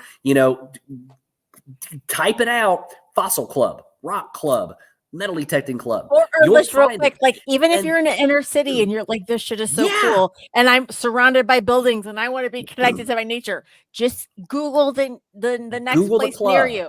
Yeah. And what you'll and find if you go to amfed.org, that's that's the American Federation of Mineralogical Societies, amfed.org. They've got a list of all the clubs in the United States that are affiliated with them. They've even got a map now that you can use to look for it, and Nice. it's such an amazing resource. So if you're interested at all and you're not part of a mineral club yet, and just a reminder, you can be a part of a mineral club even if you aren't in that area. So, Yes. for instance, the Minnesota Mineral Club that I'm in, we Zoom all of our meetings. We have people that attend our field trips from all over the U.S. And you don't have to join just one. You can join multiple. I've known Multiple. plenty of people that are in multiple clubs. So don't think that I live in Ohio. I'm in the Minnesota Mineral Club, and I'm gonna join like the one with Amos in the South Carolina Mineral Club. Like you can join all of them. Yeah, Well, and you'll and get what you'll newsletters and find- people, and yeah. What you'll find in these clubs is you'll find a lot of people, a lot of older people that have done this for 50 years that love sharing their knowledge. They want to teach you everything. They want to teach you. They will like grab you and go, come with me to my site and I'm going to show you how to do this. That's what's so great about those clubs. And no matter where you are in the country, if you have an interest in some part of history, there's a club where there are people there to help you out and show you the way. So you can go learn all about the force. Yeah, there was a time when I went to Montana to go look for agates, and I went at the wrong time. Agates. And all the rivers, all my spots were blown out. That was all underwater, and I was like, "What do I do?" So I emailed the Billings Rock and Gem Club, whatever it's called, and I said, "Hey, like I'm actually a part of another club. I'm out here, all my spots or whatever." The person that was the president of I don't know if it was AmFed or American Lands Association, Doug True, who I actually wrote an article about. He was amazing. I was like, hey, I'm out here, do you have some spots? Like, whatever. He offered and took me to a spot for Bear Canyon agates that no one had known about, that he took me in his truck to go out there. That's so he cool. didn't just say, hey, here's a GPS spot. Oh, you could go look for fossils here or whatever. He took me out there, and it's something that has stuck with me and that I've wanted to pass on, where if there is someone that emails like our Minnesota Mineral Club, I get all the emails of people that are like, hey, I'm traveling for work. I'm from North Dakota. I don't know where to go. Where are some spots? And I can go, hey, here's some spots, whatever. And it's really just a part of this community where all you need to do is just start getting involved. And a lot of these mineral clubs, just to say this from experience, and I'm sure a lot of the other clubs too are the same way, we need volunteers. Yeah. We need the people that are passionate and want to help out and will want to volunteer to keep those clubs in business, to keep them going, because these clubs don't function without volunteers. And you might think you're not qualified, but we need webmasters, we need people to take minutes at meetings, whatever it is. And it's so easy to get involved, and it's so rewarding to think that you're a part of a club that is providing a service to people where, we will talk to school groups, Boy Scout groups, whatever. We put out, a whole bunch of information. We take people on field trips. At our meetings, talking to people, there's a member that I bought a rock saw from that I'm now like, hey, like my rock saw is having issues. The blade is bending. Something's off on it. he's like, hey, I can come up and show you and help you and, you know, fix it for you. Like, this is the kind of stuff that you can't just get from like watching a random YouTube video of Right. someone going, how is my saw not working or whatever. Right. Like, these are the people that are part of a community. They want to help you. They want to support other people that you really just can't get without being a part of. So And I just want to add one little thing is that, like, you know, people watching this as a woman of color, like, I just want to let people know, like, this is a very inviting community. As a woman of color, like, I'm heading this podcast. And so, like, you know, my mission is to let people know, like, this this is something that, like, I got pulled into. Like, you know, I was in a dark place. You know, we've talked this in the past on the podcast, you know, and shows and in previous episodes, you know, like, I found this hobby through my daughter, and you know, everybody in 2020, you know, they go through their thing with dark times. And you know, this hobby has pulled me into a better place in my life. And being as a woman of color, you know, you're like, there's not very many people around here that look like me. But yet, you know, I have always felt I've always felt accepted and have never had any issues like I would have maybe have had in other aspects in life. So this is a hobby that's very, very accepting, inviting, more than just you would expect in normal life. Like, it's almost like people kind of leave things at the door, and it's like, you like nature, you like rocks, you like this, like, okay, you're my people. So it's just one of those kind of hobbies where you're just not, it's unexpected in kind of a way. I don't know how to describe it, but with that, it makes it so much more special to you. So it's obviously very special to me personally, and I, that's something that I really want to portray and really share with others, you know, so that they can be more connected and be more involved. So Well, you have I just want to add that piece, you know, as someone different than the other two people that are on the show, that because you're listening and you're watching, you're like, okay, well, you know, they're saying this and that, but I don't look like them. I don't have those experiences. Well, you know, like, through me, like, I've had those experiences, and I can tell you that this is just something different than you would expect. So just, like, dive in. No, that's a really good point that you make. I mean, because these clubs are very accepting of everybody because we're all bonded by the same interest. Doesn't matter who you are, what sex you Right. are, what color you are, any of that. You love, if dude, you love history and you love finding stuff and you love nerding out on this stuff, dude, you're my person. Like, Oh my come, God, let's go hang out and find some stuff and nerd out on this and learn and the whole 9 yards. That's what's so cool about these history hunting communities, not just rocks and minerals, but metal detectors or meteorite hunters or whatever. It's all about it's the common bond of going and finding cool old stuff. Yes. And the love for sharing that in these communities is there's no other hobby where you find it. You don't find that in collecting baseball cards or Right. whatever other Yeah. hobbies that are out there. You really see it in these history related hobbies. You truly do. Yes. Well, Yeah. we've gone on for way over. Which, by the way, I totally warned you that, like, this episode was going to be a long one.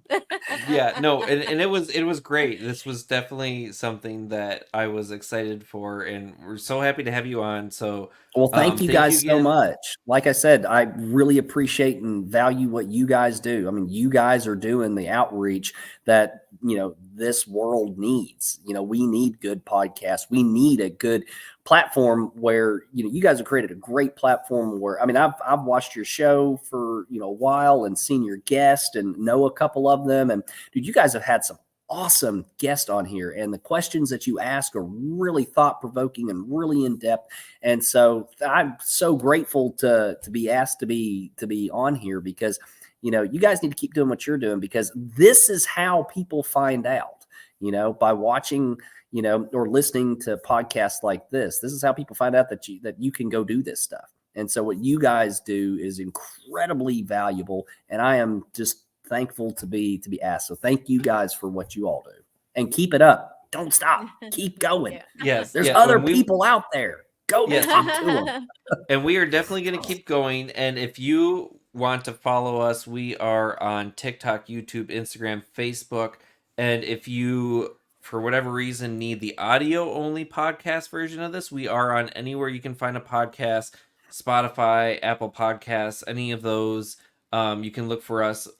Usually I've got these posted every Sunday after they are live. So you can watch out for that. And speaking of episodes, we will be taking a slight break, and our next episode will be on April 17th, same time, 8:45 Eastern, and it's going to be Dave Verabioff, who is a gold mine owner and also a miner. And by the way, if you do know Dave, you do know Dave is like crazy energy. Like he's like probably one of the coolest gold miners ever. So like this is an episode that you definitely want to watch. But I just want to say that. Yes, and we are going to have a whole bunch of updates after that. So make sure get your eclipse glasses ready, because this will be after the eclipse. Yes. I'm going to be down in Arkansas mining some quartz, so it's going to be a great episode. So make sure to tune in for that. Yes, definitely. So thanks again, Chase, for thank you, Chase. all of your time and just everything. So make sure to follow Chasing History in the Smoky Mountain Relic Room. Yeah. And if you're not a subscriber to Rockhound Talk Live, definitely subscribe to us on YouTube, Rockhound Talk Live. We are the only live Rockhound podcast on YouTube, Facebook, and Instagram, and hopefully TikTok soon. So definitely subscribe to us so that you can get notifications when we go live on Wednesday nights at 8:45 Eastern Standard Time. And with that, thanks everyone for watching and listening tonight, and hope you'll have a good night. All right, remember, everyone. guys, history rocks. Woohoo! Woo-hoo! Peace out.